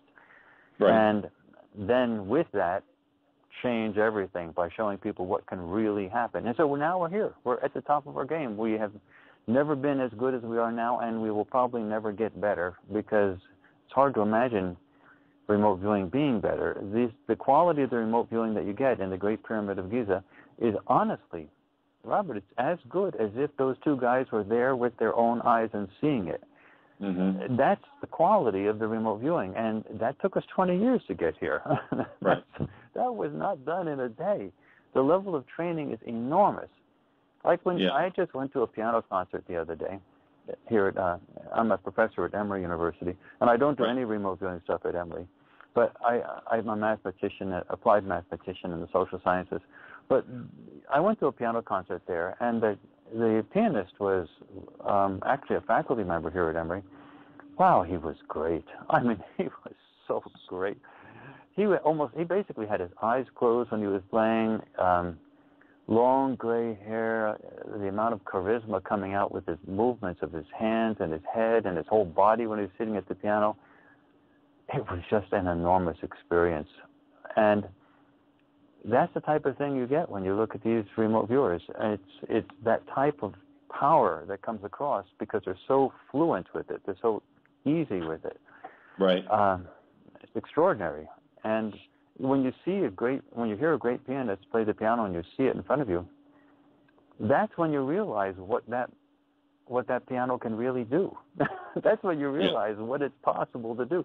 You can't have any real appreciation of a piano or a pianist if you just hear chopsticks. So, you have to wait till you hear the best before you say, oh my goodness, so that's what it was all about. I'll give you another example. Way back, it must have been the 1980s. There was a diver, a springboard diver, who was like the best. His name is Lou somebody or other. He was an American springboard diver. Greg Louganis. Yes. And when he was in the Olympics, everybody was doing springboard diving and everything. But then when he got on the board and started and did his stuff, the comment that people were saying was, "Oh, so that's what it's all about." I mean, it was one thing to look at the other divers from the other countries, but when Lou got on there, that's when everybody said, "Oh, so that's why we're here. That's what it's all about." It was like a whole different experience. Yeah, he was like the Nijinsky of springboard diving. Yes. Anyway, so that's where we are right now. And, so we stopped teaching hundreds of people sort of how to become mediocre remote viewers, but we focused on where we are right now, and now people can see that level of remote viewing, and with that, more people will want to learn remote viewing. And, we're not interested in making money teaching remote viewing, so we give those courses away. I mean, the basic remote viewing course for scientific remote viewing, which is derived from CRV methodology, we've given away for years. It's an 18-hour course hosted by YouTube, 24 lessons, plus a complete printable text. It's on our website. We never charge for that. I mean, we don't charge for that. For years and years and years, we've just given it away. So, when we're interested in teaching remote viewing, we're only interested in getting remote viewers to work on these projects. So we'd be willing to teach millions how to do it as long as we had some type of ability to do these projects afterwards, which is that's where we are now. But anyway, now is the time to look at that Great Pyramid of Giza if you've never looked at it before. Oh, by the way, can I give a shameless plug? Sure. This is something this is really important. We don't have a lot of resources, so we have no way to connect with people. We don't have any advertising budget, zero advertising. We've never advertised for anything. So, and we're a nonprofit. We're an educational and research institute. So what we like to do is to have people go to our website and sign up for our free newsletter. Mm-hmm. So it's free, and we never give the addresses out, the email addresses out to anybody. So if you ever get something from it, it's always from us. And if you just go to our website and go to the nav bar on the left, and at the bottom you'll see a big blue banner saying subscribe to our free newsletter. Just put your email address in there and be happy. And that's the only way we have to connect. Now, that costs us money because we have to pay for an email server. Mm. But we don't mind. We do whatever we can. We give all of our stuff away anyway, essentially. I mean, but that's the only way we have to connect with people. So if people in your audience minimally want to do something, sign up for the free newsletter and watch the 40-minute announcement video so you can see essentially what this whole Giza project is all about. There's a lot of content in that free 40-minute announcement video. So those are sort of two things. There is a lot of content. Absolutely. Courtney, before we let you go today, I wanted to ask you a question about remote viewing. What makes a good remote viewer? That's such a great question. That is so good. There are two things that really matter. The first is the perceptual component, and the perceptual component is really gotten about through dedicated work with this. I personally think that meditation is very helpful for calming the mind. The mind has to be calm when you do this. You can't have the disco experience going on in the mind while you're doing remote viewing. There has to be a deep settledness. The second thing that is, but learning the procedures, establishing a calm mind when you're doing them, and then becoming good at the procedures, on a technical level, that's really important. But, you know, there's another aspect that is really so important, and for years it was always overlooked. And it's only now that we realize how important it is. The ability to draw, art. Yeah. You can perceive anything, but if you can't draw it, it's worthless. And in the past, the remote viewing community has focused mostly on verbal descriptions of a target. But, Robert, let me say it. You can't say it any more bluntly than this. Words are cheap. Mm-hmm. What really matters is perfect, detailed sketches of what these things that you're perceiving mentally are. If you're to convince somebody that remote viewing is real, and if you are to convey information about stuff that is of crucial importance, you've got to have good drawings. And Daz Smith is a professional artist. He was trained as an artist. He's done that for decades. Dick Algeier is an extraordinarily good artist. He was a newscaster for 30 years, but he's really great at drawing. So both of those guys have an uncanny ability at drawing. So for people who wanted to learn remote viewing, you know, don't overlook art. It's really important. Words are cheap. You'll see a lot of remote viewing done by people that have taken courses over the years, and it's incredibly unpersuasive. The drawing is rudimentary at best. It looks like doodles, and they're trying to convince us that those doodles are relating to the target, and then they say, yeah, because look at the words. Well, the words may be nice, and they may be very accurate in describing the target, but a picture says 1,000 words, and if you can't make a good picture, those 1,000 words aren't worth anything. So the two elements are, the first thing is being able to perceive in the first place, and that's done through training, and it has to be delicately done training. It's not just blunderbuss training. And the second part is being able to draw, because you can conceive of things, you can picture things, but then, you know, an artist does remote viewing automatically anyway, because what an artist does is they feel the target. I look at some really great artists, and some of them like study the model and carefully sort of draw each line. Other ones sort of just feel the model, and then the senses come in through the eyes and come out through the hands, and they like mold the model with the pastels over the canvas, and it's just incredible. When you see something at that level of art, it's just a magnificent thing to behold. And they're essentially doing some level of remote viewing themselves, but they're combining it, mixing it with visual stuff they're getting. But the point is, when you have a really great artist learn remote viewing, you have really good stuff coming out. Yeah. All right. A question I always wanted to ask you. Well, listen, Courtney, I apologize for the mix-up. We figured it out. I think we had a nice chat here, and I appreciate you being candid about the situation with your institute and sending out the call, and I hope people can hear that. And certainly go to farsight.org and check out the free video that they have that talks about the DVD and the full video download, and sign up for that in your newsletter. And when you get another project rolling, we'll get you back on here. Okay, Courtney? Robert, it's been a pleasure, and I want to thank you so much for inviting me on. All right, you take good care of yourself. Take care. Bye now. Bye-bye. That's Courtney Brown, director of the Farsight Institute. We only have 25 minutes left in the recorded portion of the show, which means they're probably going to go over today with the streaming or the podcast version. I'm going to try to get a hold of Patricia Cori. I may not be able to, but let me see if I can.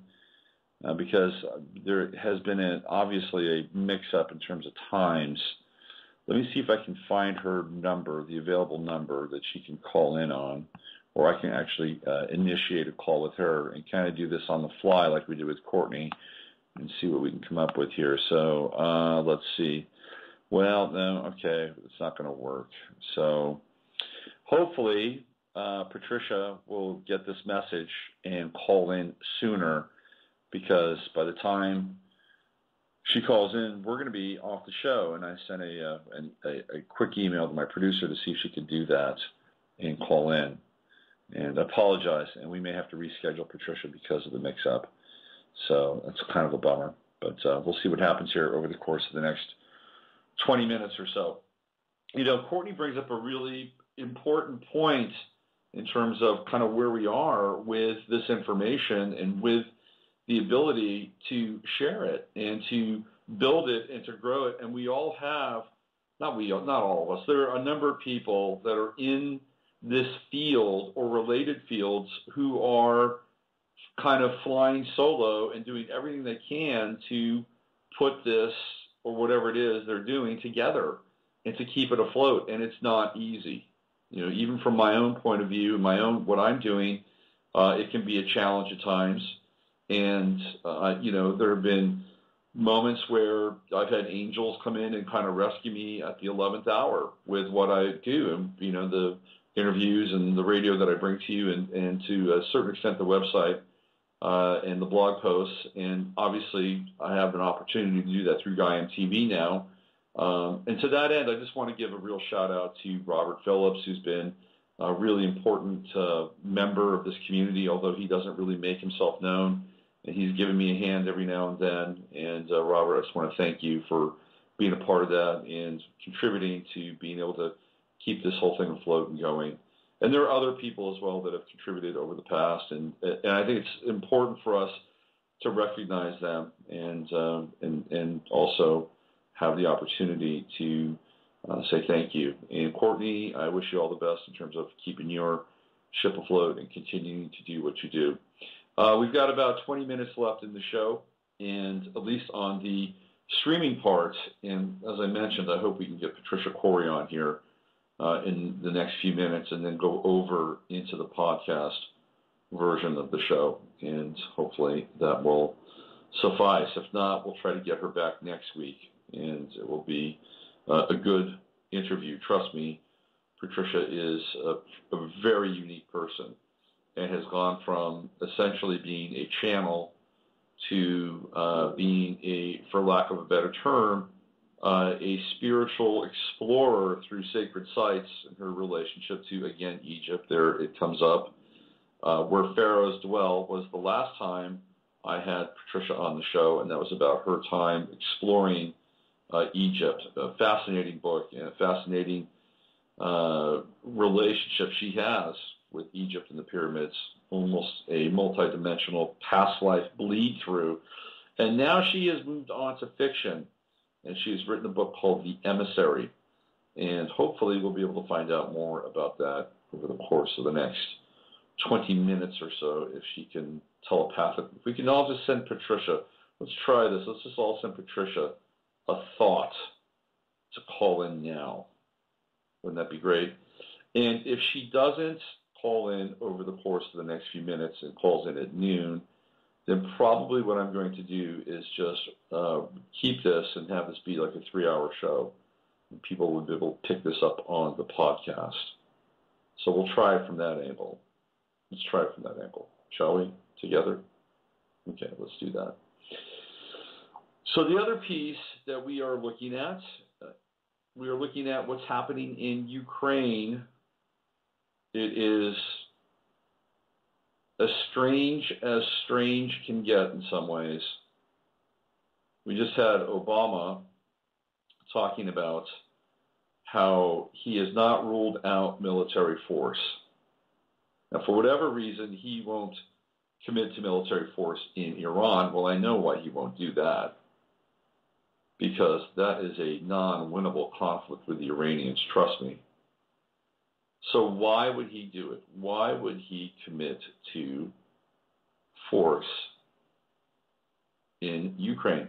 It's interesting, Susan Rice, who is part of his team, was born in Iran. So I wonder if that might have something to do with it, perhaps. Is Obama just rattling the saber? Is that all he's doing? Is he playing out some kind of song and dance here with the Russians? Is this all pre-scripted? Is this how it's supposed to go down? Is there a number of nod, wink, wink pieces going on here that we're being led to believe is an actual conflict? Is Putin the real deal? It's very difficult to know at this point. But what we do know is that Ukraine just got a huge amount of money through the IMF, a huge amount. And they also got a huge amount of money from the United States. So where's that money going? I'm just curious. Where's it going to go? Now, this is the model. This is the model that the IMF has used for a long time. All right, I think we got Patricia here. I'm going to shut up. I think the thought form might have worked. This looks like a foreign number. Let's bring her on. Patricia? Hello? Patricia? That's me. Hey, welcome to the show. Yeah? Hey, thank you for calling in, and I apologize for the confusion and the mix-up. But Is we that got you, Robert? That's me, absolutely. Hi, darling. Hi. So here's what we're going to do. We've only got about 15 minutes or so left in the stream, but you and I are going to continue, and this will be a part of the podcast. So, and this podcast goes up on YouTube as well, and it's also part of the archives for Blog Talk. So we'll be able to get in a good conversation, and people will be able to listen to what we will share here. The only difference is that in 17 minutes the stream will shut down, but you and I will still be able to have a good talk and a good chat. So how are you doing?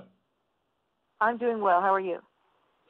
I'm doing surprisingly well. It's these are really intense times we're living in, and there's as much challenge and opportunity commingling together at the same time, which makes it very difficult. And it seems like we get these waves of intense and severe challenge, and then we come through it, and all of a sudden we can break through to another level, and there's more energy, there's more commitment, there can be more focus. So it's not easy, but I think that, we're going through this kind of initiatory cycle where if it doesn't kill us, it makes us stronger. That's kind of what it feels like. That's what it feels like to me, too. And then I do like to remind people that we signed up for this because sometimes it's so overwhelming for all of us. And a lot of people ask me, what's the point, Patricia? And I say the point is that, believe it or not, we signed up for this. So that must be the point. Well, it's hard to take that power sometimes and really believe that we've made the choice to be here and go through this process. And I can only believe that we're intelligent enough at soul level to know that it was important and hopefully magnificent, and that we're going to get through the difficult part and rise above it. Yeah, I think some people, and this is kind of more along the lines of, hey, we've said the right affirmations, we've eaten the right diet, we've done all these things, and the world is still, a pile of steaming dew. So now this is really looking like a prison sentence than an opportunity to really grow and expand into the potential of being a human.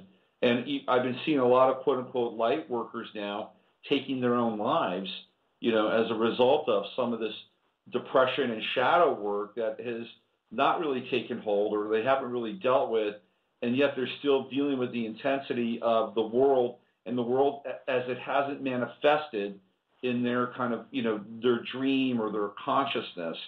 And so this is a very tricky time for people that had also thought that by this time, we'd have all this figured out, right? Well, yeah, first of all, I'd like to comment on that and say that a lot of, if you said New Age people, I think you used that term, a lot of people have gone to a fantasy place of how they perceive the world should be because we crossed the ultimate 2012 barrier and anticipation of suddenly being in another in a blissful reality or an altered state, a higher state, has not been fulfilled, and so they retreat into a state of despair. But I think that this time is about stepping up to your power, not just stepping into the bliss, stepping up to your power, being completely grounded as an earth citizen and guardian, and facing adversity. And I have as much adversity as anyone else, and it's getting pretty rough out there. And yet, if we really think about it, it always goes back to that Zen approach to life, which is what are you creating in your own life every minute? Because if we think about the greater world out there and all of the atrocities that are going on, it's very disempowering. It's like I'm an animal activist. I can't bear to see any more images, hear any more stories, see any more videos of animals suffering. And I have to step back sometimes to go back to it to do the work. So, it's a conundrum, but I do think that we are being called into our power, where we've got to be absolutely grounded. It is not enough to meditate into, to spend your day meditating into states of altered consciousness, but to be grounded in earth reality and to serve, in my opinion, as a warrior for the light. And it's tough. Yeah, and it is. We will be challenged. And, an old master told me once, the louder your voice gets, the more good you're doing, the harder the test will become. And I replied, but that doesn't bode well for my desire to move forward. And he just laughed and he said, stay grounded, Patricia. All will be clear. So, yeah. Well, I tried to set the stage a little bit before you called in and give people an idea as to your evolution. My first point of contact with you was through the channeled work, Cosmos of Soul and Atlantis Rising, two, I think, classic books. If you haven't found those books, please find them. I think they're terrific. And not only are they terrific, but the material that you brought through was way ahead of the curve and timely as it has played out since you authored those books. And then you shifted into a bit of a phase of spiritual adventurer and spiritual explorer, where pharaohs dwell, and now you're a novelist. How did that change, or how did that shift come about for you? I'm a novelist. It's hard to believe. Let's say that I'm always guided. I follow the guidance like so many of us do. And I woke up one morning and I was clearly guided that it was time to take a leap, and the leap would be to move into an area, let's say, or a field where more people could be affected by the information, which means a bigger segment of the population that can't get their head around channeled work, or that are intimidated by spiritually restrictive, in the sense that we understand it in the spiritual communities, restricted to our community's consciousness. But more, I wanted to do something that would help everybody get it, everybody understand what I'm trying to. Right now I'm very concerned with the whales and dolphins and the oceans, which I think are probably the greatest concern on this planet. Beyond financial, beyond everything else, when the oceans go, that's it. So I'm very dedicated to that. And this story just started pouring out of me as a screenplay, which I've never written before. I have no clue how to write one, but I woke up this one morning and said it's time to write a movie that will touch the children, that will reach everybody without scaring them out of their convictions. So I started writing this screenplay, and I got immersed in the process. I love writing in this way. And, of course, the messages are still there. It's just that they're brought to the reader through characters.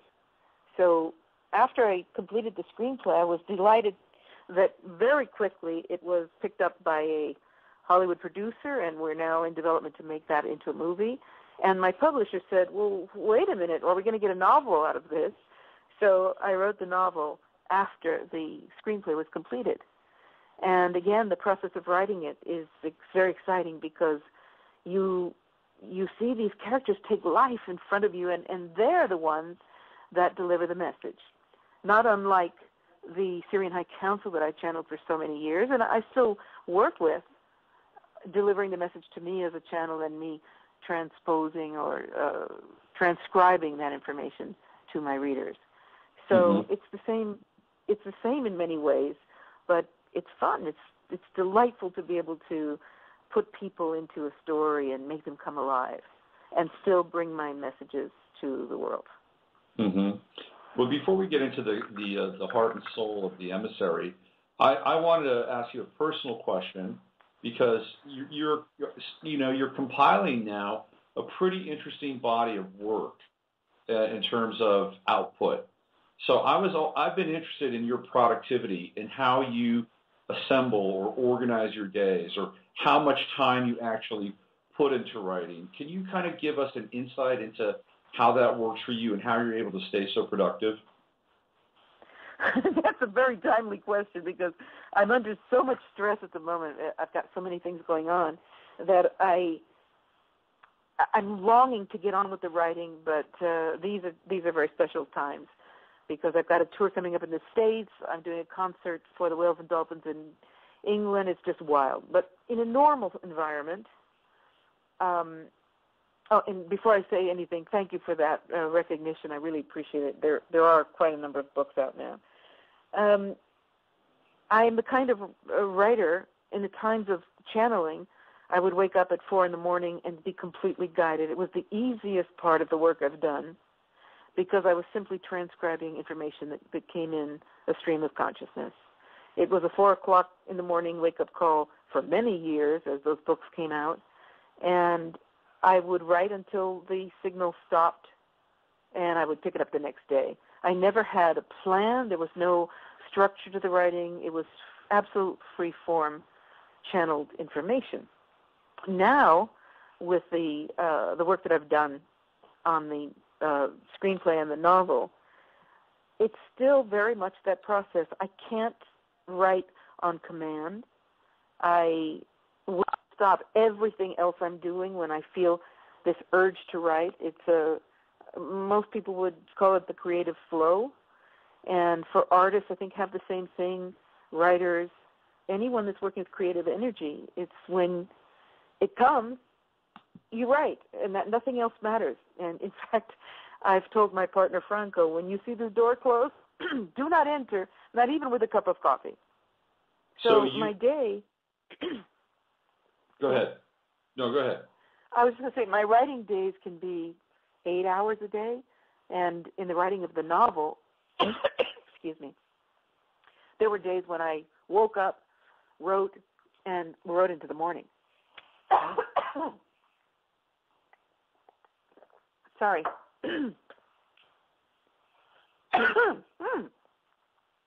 Are you there? I'm here.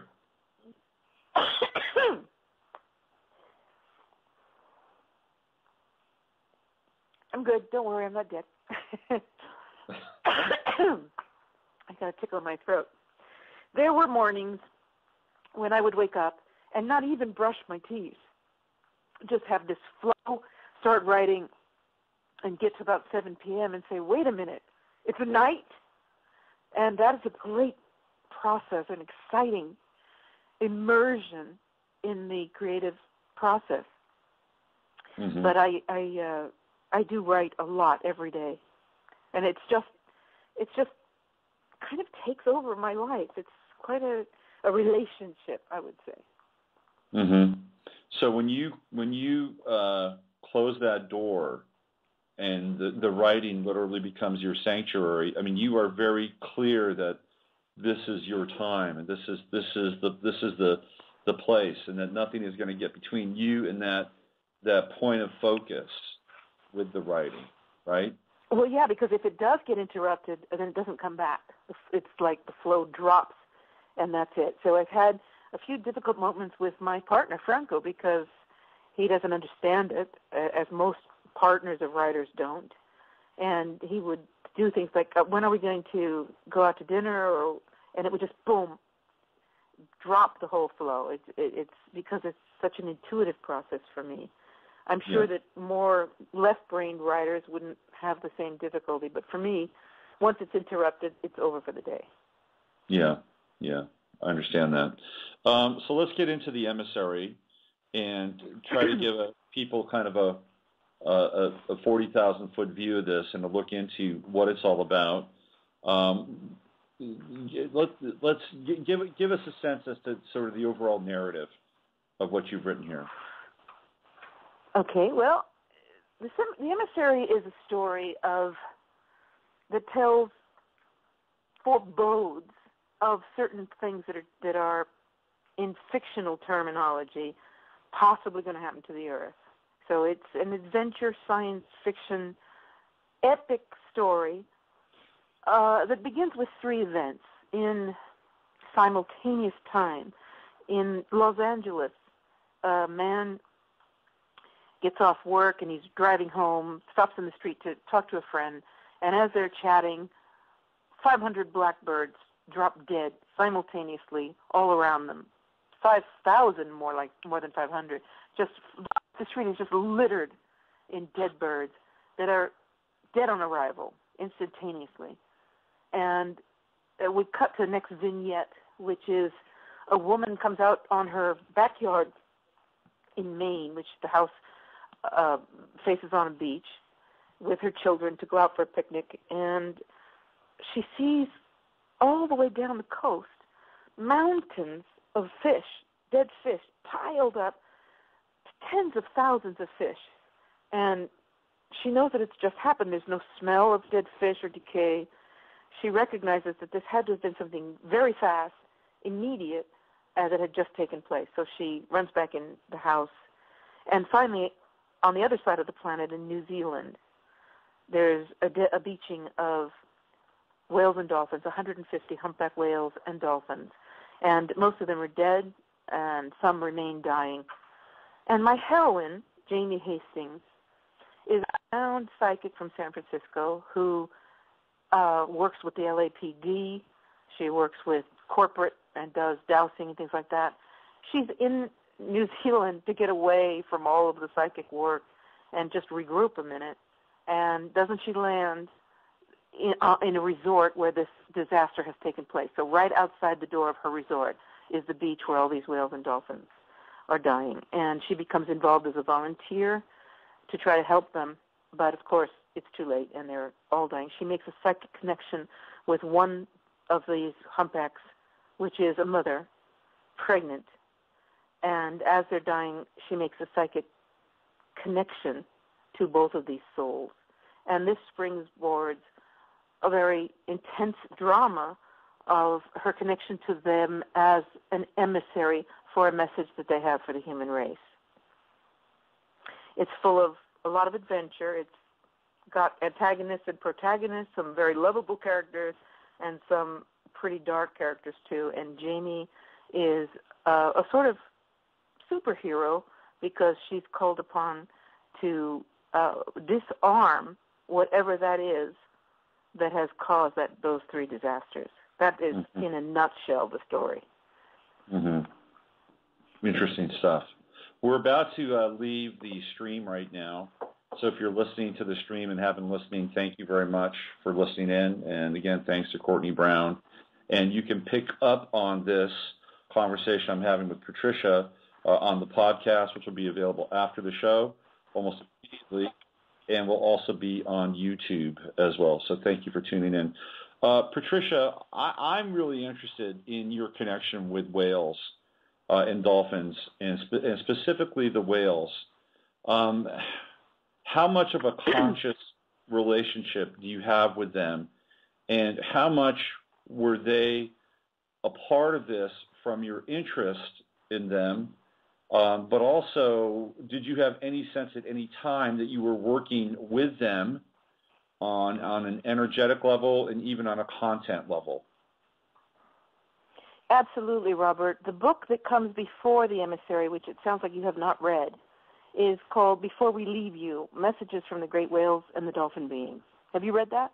No, I have not. Okay. The last book so I have is a channel work as well, and it is from the Whales and Dolphins of the Earth, and it describes also the galactic soul of the entire cetacean family and their existence on many levels of consciousness and other planets. So it's pretty heady, and we need to get you a copy of that over to you. And in that process, I was teaching a workshop in Jordan, 2009, I believe. I'm sorry, my dates are all mixed up now. And I started hearing, in the middle of the lecture, with a 2-day workshop, in the middle of the day, I was even telling, I think, a relatively funny story to the group, and I started to hyperventilate, and I saw, psychically, of course, whales and dolphins thrashing about in the ocean. And I kept hearing this voice say, "Help us, please help us." And it was very traumatic for me, especially being in front of these people in Jordan, which is a place that I had never been before, so this was their first encounter with me. And here I'm having this very difficult personal moment in front of them. So as I heard this despair, and I was transported into the water with them, and finally had to pretty much run out of the room and call a break and run out of the room and gather my wits, let's say. This was jolting for me. It was very difficult to finish the course. And that night, when I went back to my room, I turned on the television, which I never do, and I heard a report that 100 whales had beached themselves, guess where, in New Zealand. Mm. And the timing of the event was perfectly synchronistic with that moment that I'd had in front of the people. Mm-hmm. That began a very difficult journey where every 3 months or so I would have another one of these attacks where I would be catapulted into their despair and then find out that it had really happened. And this was very traumatic because, as I always tell people, being a psychic is not always roses. It's a double-edged sword, and you're not always seeing with the clairvoyant eye auric fields and wonderful things, but also a lot of trauma. Yes. And I didn't want the assignment, to be honest. I didn't want to have to deal with that much pain and suffering, but there was no escaping it. And shortly thereafter, about the third time this happened, I started receiving channeled information from them, why they were contacting me, what they needed to bring through. And besides this, the difficult things of their crisis in the oceans, I also received an incredible amount of information about their purpose on the planet and others, and their understanding of the multidimensional universe. So it's been a wonderful journey, and it's still going on. I hope that's not a very long explanation to get to the answer of your question, which is yes, absolutely. My connection with whales and dolphins is very much a part of the creation of this story, and I do feel that it was guided. I have read through some, esoteric material that the cetaceans, the whales, were actually some of the first beings actually on this planet, and they were on the land at one point, and then retreated to the oceans. Is that true? Is that part of their story? Well, we have the Dogon tribe account of Sirius A, B, and C. Are you familiar with that? No, absolutely. Okay. I think most people do know about that incredible information that came through Robert Temple. The author gave us a lot of information about that.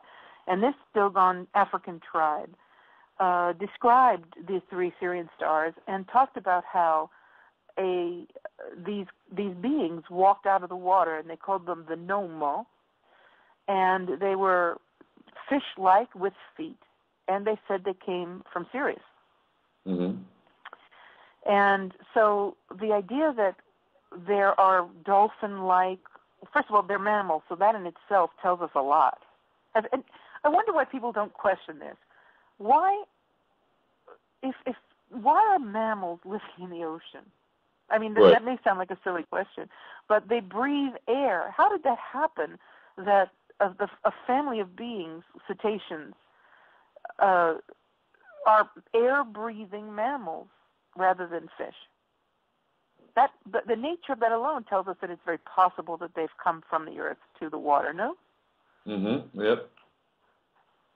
And then there's the question of whether or not they have come from other planets, which is all possible. I think that we're getting very close to understanding that we have very possibly life forms that already are on the Earth that are from other planets, and that is also a theme in the story. Why are they important? Why are whales and dolphins so important to this planet in our story? I think that if they are as old as we believe they are, millions and millions of years, some people believe that they are, like you said, some of the first beings on the planet, but certainly millions of years of the species on this planet, these species, correction, they clearly carry the genetic information of the development of this planet, for one thing. They are, in my opinion, and the opinion of many others who have had the joy of being involved with cetaceans, they are extremely highly conscious beings. And I believe they're very possibly much higher on the consciousness scale than the human race. We may be more intelligent, we may be more technologically developed, but these are, anyone that's been around a whale or a dolphin can report this sensation of this incredible wisdom, depth of consciousness, and the impact is very powerful. So I think they serve many purposes. One is to carry the information of the Earth itself, the oceans themselves, and another is very possibly that they are going to be a very important part of our ascension, a very important part of our evolution into a higher state of being. Yeah. It reminds me of a story that I heard about John Lilly, who, of course, was a dolphin and whale researcher as well as a psychonaut. And the story goes something like this, that he was out in the ocean doing some research, and a humpback whale surfaced and right next to him, and he had eye-to-eye contact with a humpback whale. And from that moment forward, he stopped his research. And I don't know what happened to him, but something occurred between he and that whale in that moment that was so shocking and life-changing that he completely dropped the work. Have you heard this story? I didn't hear that, but that doesn't surprise me. Because, in fact, in the Emissary, there's the eye of the whale is almost its own character in the story. It's the eye keeps reappearing in many scenes and many aspects of Jamie, the protagonist's relationship with the whale. She keeps seeing the eye of this humpback whale. And so that you would tell me that is very interesting, because my experience, I haven't had the joy of looking directly into the eye of a whale, not yet, but I have been in the deep with dolphins and had that experience. And there is something so profound. It's such an incredible interspecies connection. All of the information just comes, all the love, all of the wisdom, it's just transmitted through those eyes. And I can understand why it was life-altering for John Lilly, as it is for anyone who's had the experience. Yeah, that's a interesting little synchronicity there with the eye. I swam with dolphins one time in Florida, and it was I was out in the ocean. It was an open swim, and I didn't have a quote unquote religious experience at that time. Although I had a mother and her calf swimming around me, which was cool. I enjoyed it. It was a nice moment in my life. But for me, the most interesting part was after the swim. It was like my consciousness had been altered just by being in proximity with the dolphins. And the way that I understood that was how people were treating me. Just complete strangers were, open and kind and loving to me in a way that was not necessarily congruent with how people treat each other in, quote unquote society. And it was this sense that this vibration had, sort of, blended with me in that moment, and I took it with me out of the water. And it was a really cool thing. Have you experienced this in your own way? Absolutely. My first swim with a dolphin was in a contained situation in Cabo San Lucas.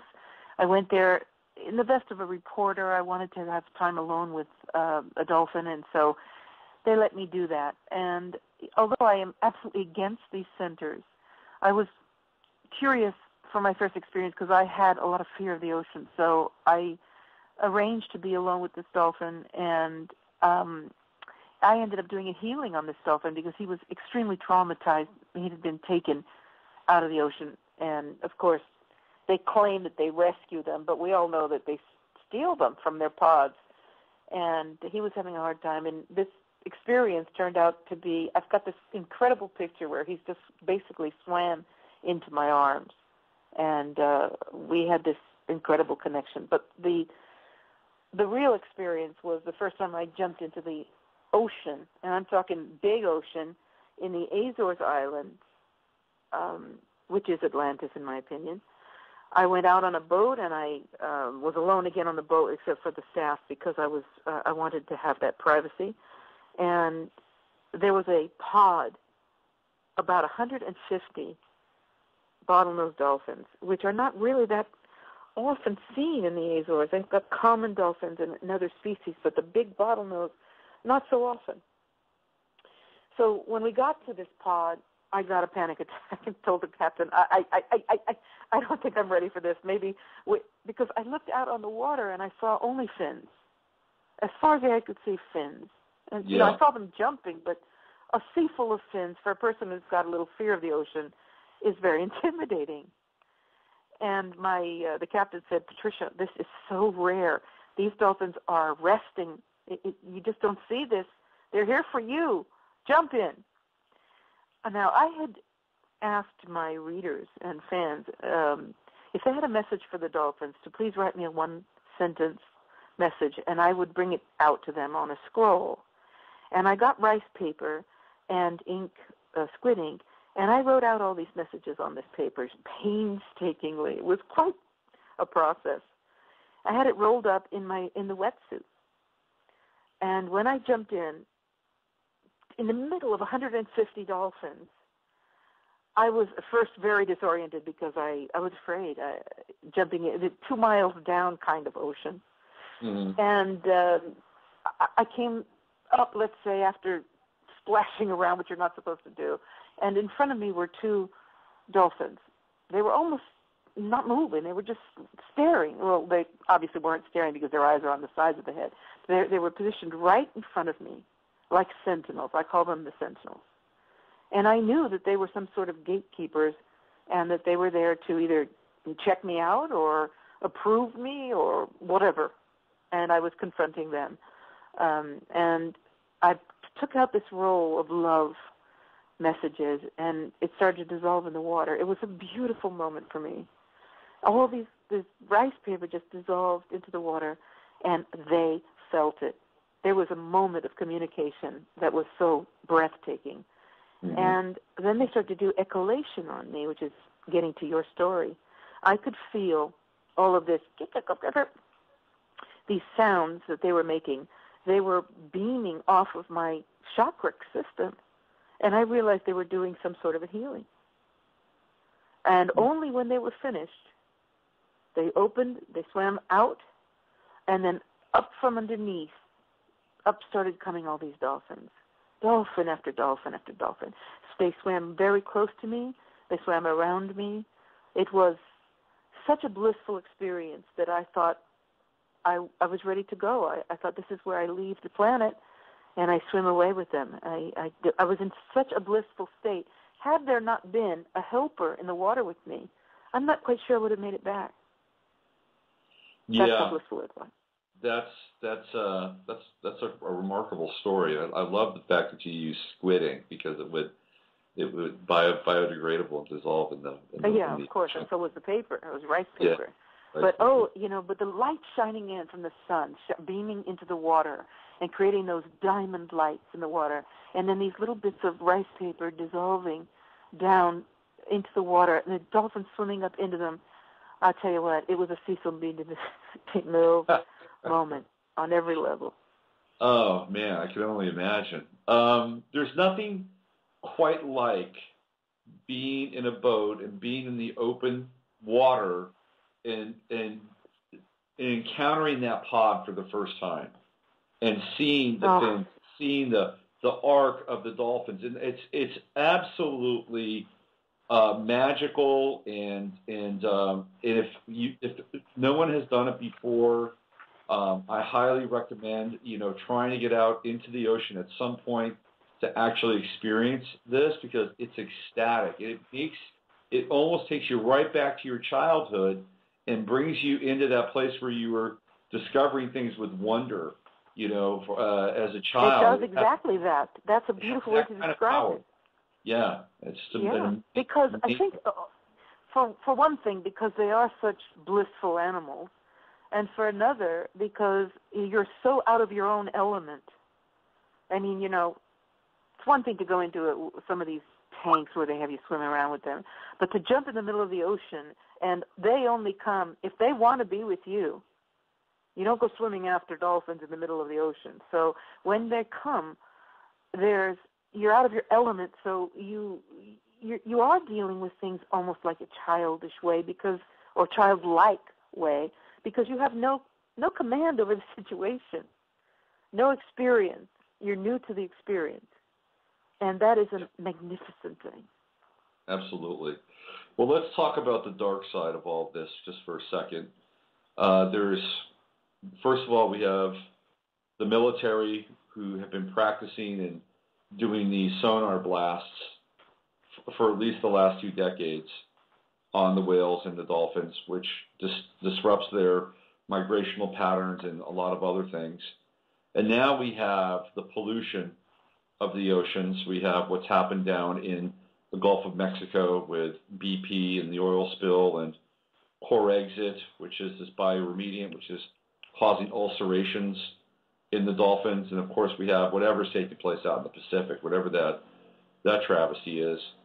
Why it seems like there's open warfare on these wonderful beings and creatures. Why is this taking place, Patricia? There is open warfare on them, and I've come out and said some pretty outlandish things, but I'll consider that your audience is used to outlandish, correct? They can handle it. My message is that there appears to be a deliberate attack on these beings to destroy the sounds, the music of the oceans, and to reduce the vibration of the planet. Anybody that looks at what's going on this planet has to ask themselves, either, and I've brought this up before in other conversations, if you look at Fukushima and you look at the Gulf and Exxon Valdez and all those things, you have to ask yourself, are we in the hands of the most incompetent, bungling fool at the reins of the most dangerous byproducts and products on this planet? Or is there a deliberate intention to do this? Mm-hmm. In relation to the work that I brought through the information of the Sirian High Council, my understanding is there's a deliberate intention to lower the frequency of this planet, which is explained in the book that I think you love the best, the Atlantis Rising, where it's quite elaborate, but it describes how beings are trying to bring down the vibration of the Earth so that Nibiru, their planet, can reach resonance with the Earth. Right. And I get the impression that this is a very deliberate war on the ocean. You can't tell me that these Navy programs that keep going on for 5 more years and 5 more and more countries. Britain has also got a plan, a program. Navy testing, sonar testing, and every other bombing and every other attack that they feel up to testing for the military. For what purpose? What are they testing? I'd like someone to explain to me why it's necessary to test for 20 years bombs, chemicals, sonar, and every other unknown arms they're using to test the oceans. For what? What are we testing? Haven't they got it by now? What are we testing for, to find out if they can hear submarines approach? I think that it's time that we started. I am certainly questioning this. In fact, I'm on a big campaign for ending sonar testing with my own new organization, Save Earth's Oceans, and doesn't make me popular, I'm sure, with the powers that be, but I want answers. What are we testing, and when is it going to stop? Because these animals are washing up with their brains blown out. Yeah. Not only are they suffering, they're either, a lot of them are going deaf, which is why a lot of them are washing up. And dolphins, a deaf dolphin is a dead dolphin. Yeah. These animals live on sound. Without echolation and their ability to maneuver and navigate sound, they're dead. And then, of course, the massive pressure of these sonar blasts is literally blowing their brains out.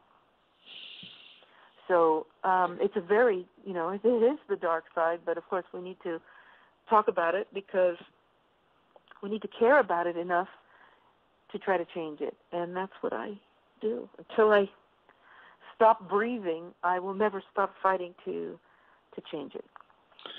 I think it's interesting in that when we see the pods in the open water, or we come in contact with the dolphin, it elicits this childlike feeling in us, and it's that same childlike feeling that allows us to feel sadness, or allows us to feel a sense of injustice when we see this happening, or we hear about it happening. And it's only when we become crystallized and calcified that we don't care, or we've lost the component to care. And so here we have this one of the pieces that allows us to get in touch with that, and that's being taken away, or that's being certainly threatened in ways that we've never seen before. So it's kind of ironic that the one thing that could help us stay in touch with that is being removed from us. Well, it's really not that ironic when you think of it, though, because there's every intention to destroy the innocence of all beings on this planet. If you look at what's happening to the children, aside from the schools, aside from the drugs, aside from the abuse of children around the planet, the attack is to destroy the innocence. When 5-year-old children are getting sex education in school, there's something wrong, in my opinion. Yeah. I'm not a parent, but 5 years old, you don't have to already know about sex. And for goodness sakes, is there any time to be innocent anymore? At what age do you have to lose your innocence? At 5, you're getting sex education? Well, not only sex education, they're starting to get into sex reassignment at 5 years old, which is a whole nother topic. And that, to me, that is just that's insanity. That's like the dark side of Atlantis coming back again. It is the dark side, and there's just there's and the destruction of the animal kingdom, the cruel, harsh treatment of animals on this planet. It's getting worse and worse. The behavior of the police, shooting dogs dead in front of their owners. It just seems to me like there's this continual attack on anything that is sweet, that is loving. It's being attacked, under attack. And there's no room for that. It's as if there's an attempt to make a robotic society, which we know they're doing. Yeah. All the scientists are determined to create a cyber human. So, I think there's a very big campaign by the dark forces to reduce the human experience to almost a mechanical, controlled experience. But they won't manage. I don't think they will, because I think that the spirit is just indomitable, and it supersedes and expands beyond their efforts, no matter how concerted their efforts are. And I'm with you on that. Speaking of efforts, I want to talk with you briefly about some of these tours you've got going. You said you're coming to the United States. Mm-hmm. And is this for a book tour, or what's your plan? Yeah, I originally was coming because I'm promoting the Emissary, and I'll be in San Francisco Bay Area. I'll be in Los Angeles, Miami, and New York. But then I decided, well, since so many people were asking me, because I haven't been to the States for about 11 years, and many people asked me, when are you going to come here and teach a workshop? So I'm doing 2 workshops, one in San Francisco, May 10th and 11th. Mm-hmm. It turns out this is Mother's Day weekend, and one in Miami on the 24th and 25th, and it turns out to be Memorial Day weekend or Labor Day weekend. I think it's Memorial Day. Labor Day is in September. Yeah, Memorial Day. Yeah, well, at least we'll have a 3-day weekend to go visit. I'm hoping that people will spend their weekend, these holiday weekends, with me, and we're doing DNA activation, the rewriting. Because our DNA is under attack as well. I think it's pretty clear to everybody that the scientists have gone amok with DNA. I heard that they're even stopping people now on the streets and making them swab the DNA. Have you heard this? Absolutely. It's taking place right here in Texas, just around the Dallas area. And so what's really, people don't have to do this, right? They don't have to stop and consent to this. And so, but they do, because most people are just indoctrinated and they're running scared. The fear program is being, it's being activated. And the people that said no, they were then offered money. They were offered like $50 to just give up their DNA. And I'm thinking, this is just crazy stuff. Yeah, so we are under attack genetically through genetically modified foods, number one. That's right. And also whatever crap they're putting in chemtrails, that's changing us as well. So we're definitely under attack. And these tests of our DNA, these swabs, let's say, I think that one of the reasons this is happening is because they want to test the results of what they're doing. Yep, I agree. And another thing is because they are, scientists have just gone crazy on DNA, and they're doing a lot of experimentation with DNA. So my work in the workshops is to help people rewrite the DNA information and repair the DNA and reactivate the DNA. So it's a very intensive weekend. I love teaching it. I've been teaching it for a long time. And now I'm ramping it up because we're going for full 12-strand DNA activation. So you haven't been here in 11 years. It's going to be like time travel for you.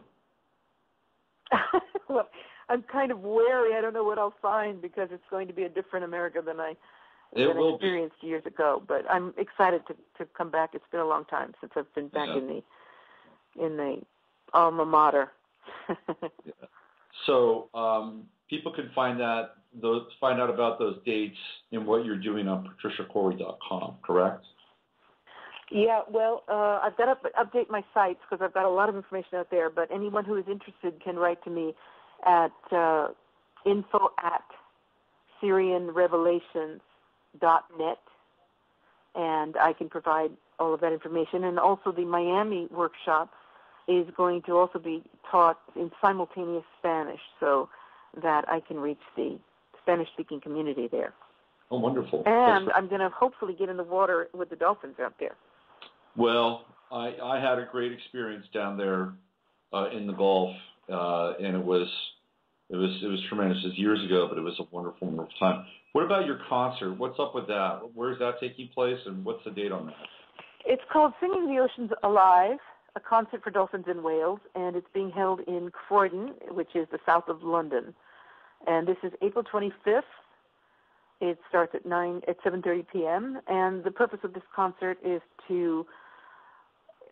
it's first of all a fundraising concert. Hopefully we will achieve that.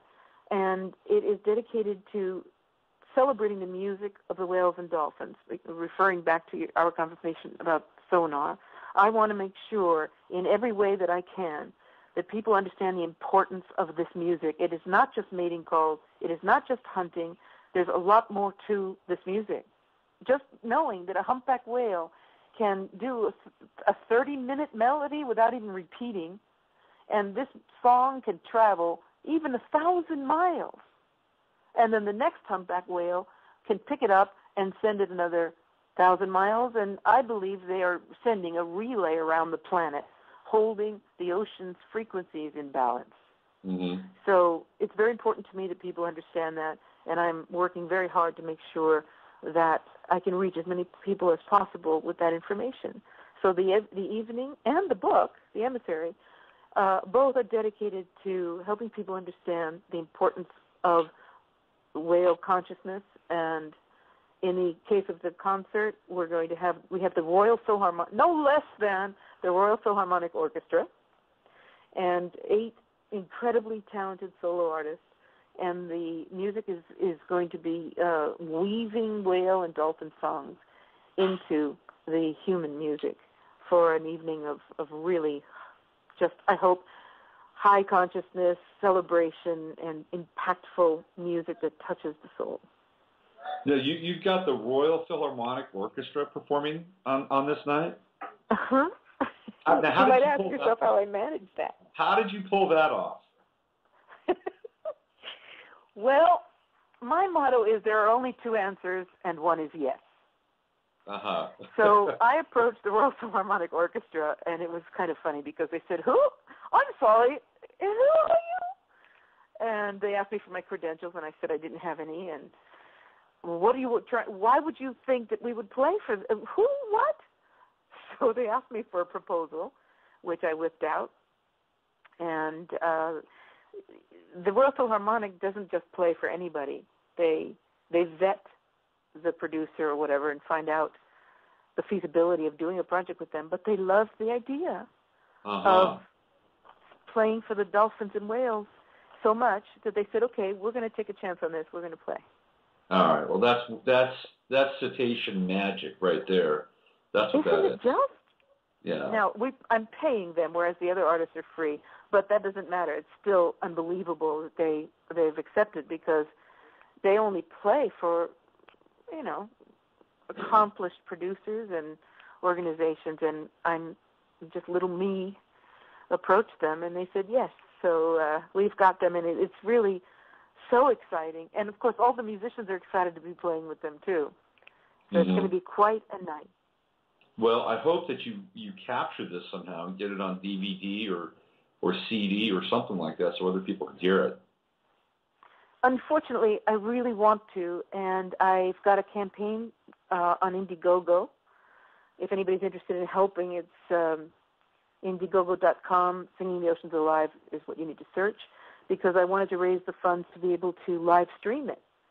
Mm-hmm. It costs a fortune to do that, because the Royal Philharmonic Orchestra is a union-bound collection of 57 musicians, and they need to be paid extraordinary amounts to allow the filming. So unless a miracle happens, I'm not going to be able to swing that this time. It'll have to be the second concert. The second concert. If I'm still alive for the second concert, because this is a lot of work. When I came up with this idea, I didn't think it through. Yeah. So I guess that's how I do everything. I do everything by impulse.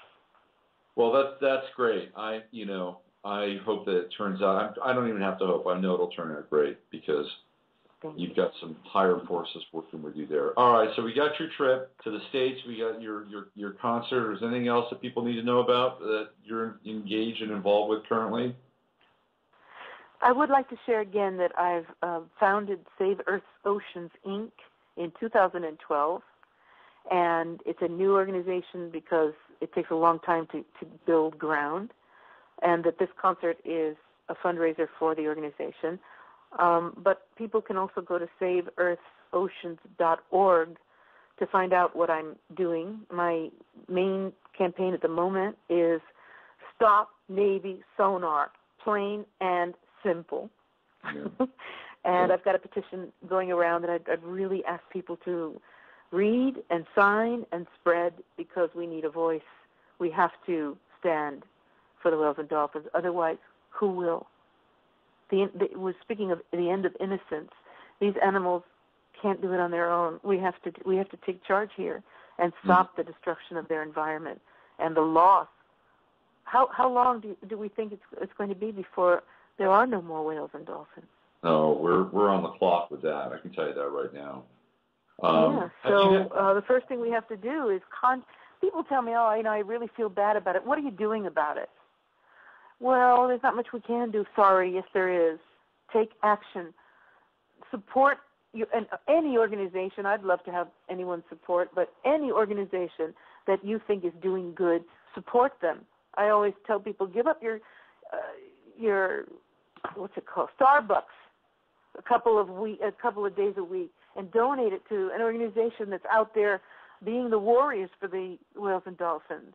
If you are afraid, a lot of people are afraid now to even put their name on a petition, which I find outrageous. Are we that disempowered that we're not even going to stand up and voice our concern? So I'm calling out to people to stand up for what you believe in, but above all, stand up for the innocent on this planet. And right now, the whales and dolphins, I feel that they are calling out to the human race. And there are a lot of other people who believe, like me, that they are in contact with that voice, animal whisperers, and bringing forward these messages. And one of them is, please help us. And that's what I'm trying so desperately to do. Have you had any contact with indigenous people and their relationship with the dolphins and the whales? And if so, what are they sharing with you? I can't say that I've had any specific. Let me think. No, not really. I mean, I work with indigenous people all around the world, but not with regards to the whales. I haven't, for example, been with the Maori. I haven't been in Australia either. So I can't answer that question from a personal point of view. But from people that I've talked to and people that I share this passion with, many of them speak of quite magical events that happen when the natives call in the whales or call in the dolphins. And the relationship is, in some ways, very otherworldly, isn't it? Yeah, absolutely. It's especially with the accomplished shamans and masters of these frequencies, they're able to bridge the bridge and communicate on those levels. It's very powerful, very exciting work. Yeah. Well, I'm so glad we were able to hook up today and get together, even though we had a bit of a glitch here in terms of the time. It's been a great conversation, and we don't talk to each other very often, but I feel like I've got a special connection with you since we hooked up a long time ago, and I'm just glad that you do what you do and continue the work. You're fearless and you're tireless, and thank you for all that you do, Patricia, and I mean that sincerely. Thank you, Robert, and thank you for all the work you do as well. And you're right, it is a special connection, and it never ceases to amaze me. Well, so thank you for having me back on the show. Yeah, my pleasure. And take care of yourself, and make sure you get enough rest and break for dinner every now and then with your husband. I'm sure enjoyed those times too. So we'll get you back on maybe when you get back to the States here, or when you have something else cooking, we'll bring you back on and we'll spend some more time. Okay? All righty, I would love that. Thank you, Robert. Okay, bye, Patricia. Bye, love. Take care. That was Patricia Cori, the author of The Emissary, also the author of Atlantis Rising, Cosmos of Soul, Before We Leave You. And she's also got a tarot deck, which we didn't talk about, the Sirius Tarot Deck, Sirius, for Sirius tarot readers. If you're still listening, this has been the Friday FARcast. I've been joined by Courtney Brown and Patricia Cori. It's been a great show.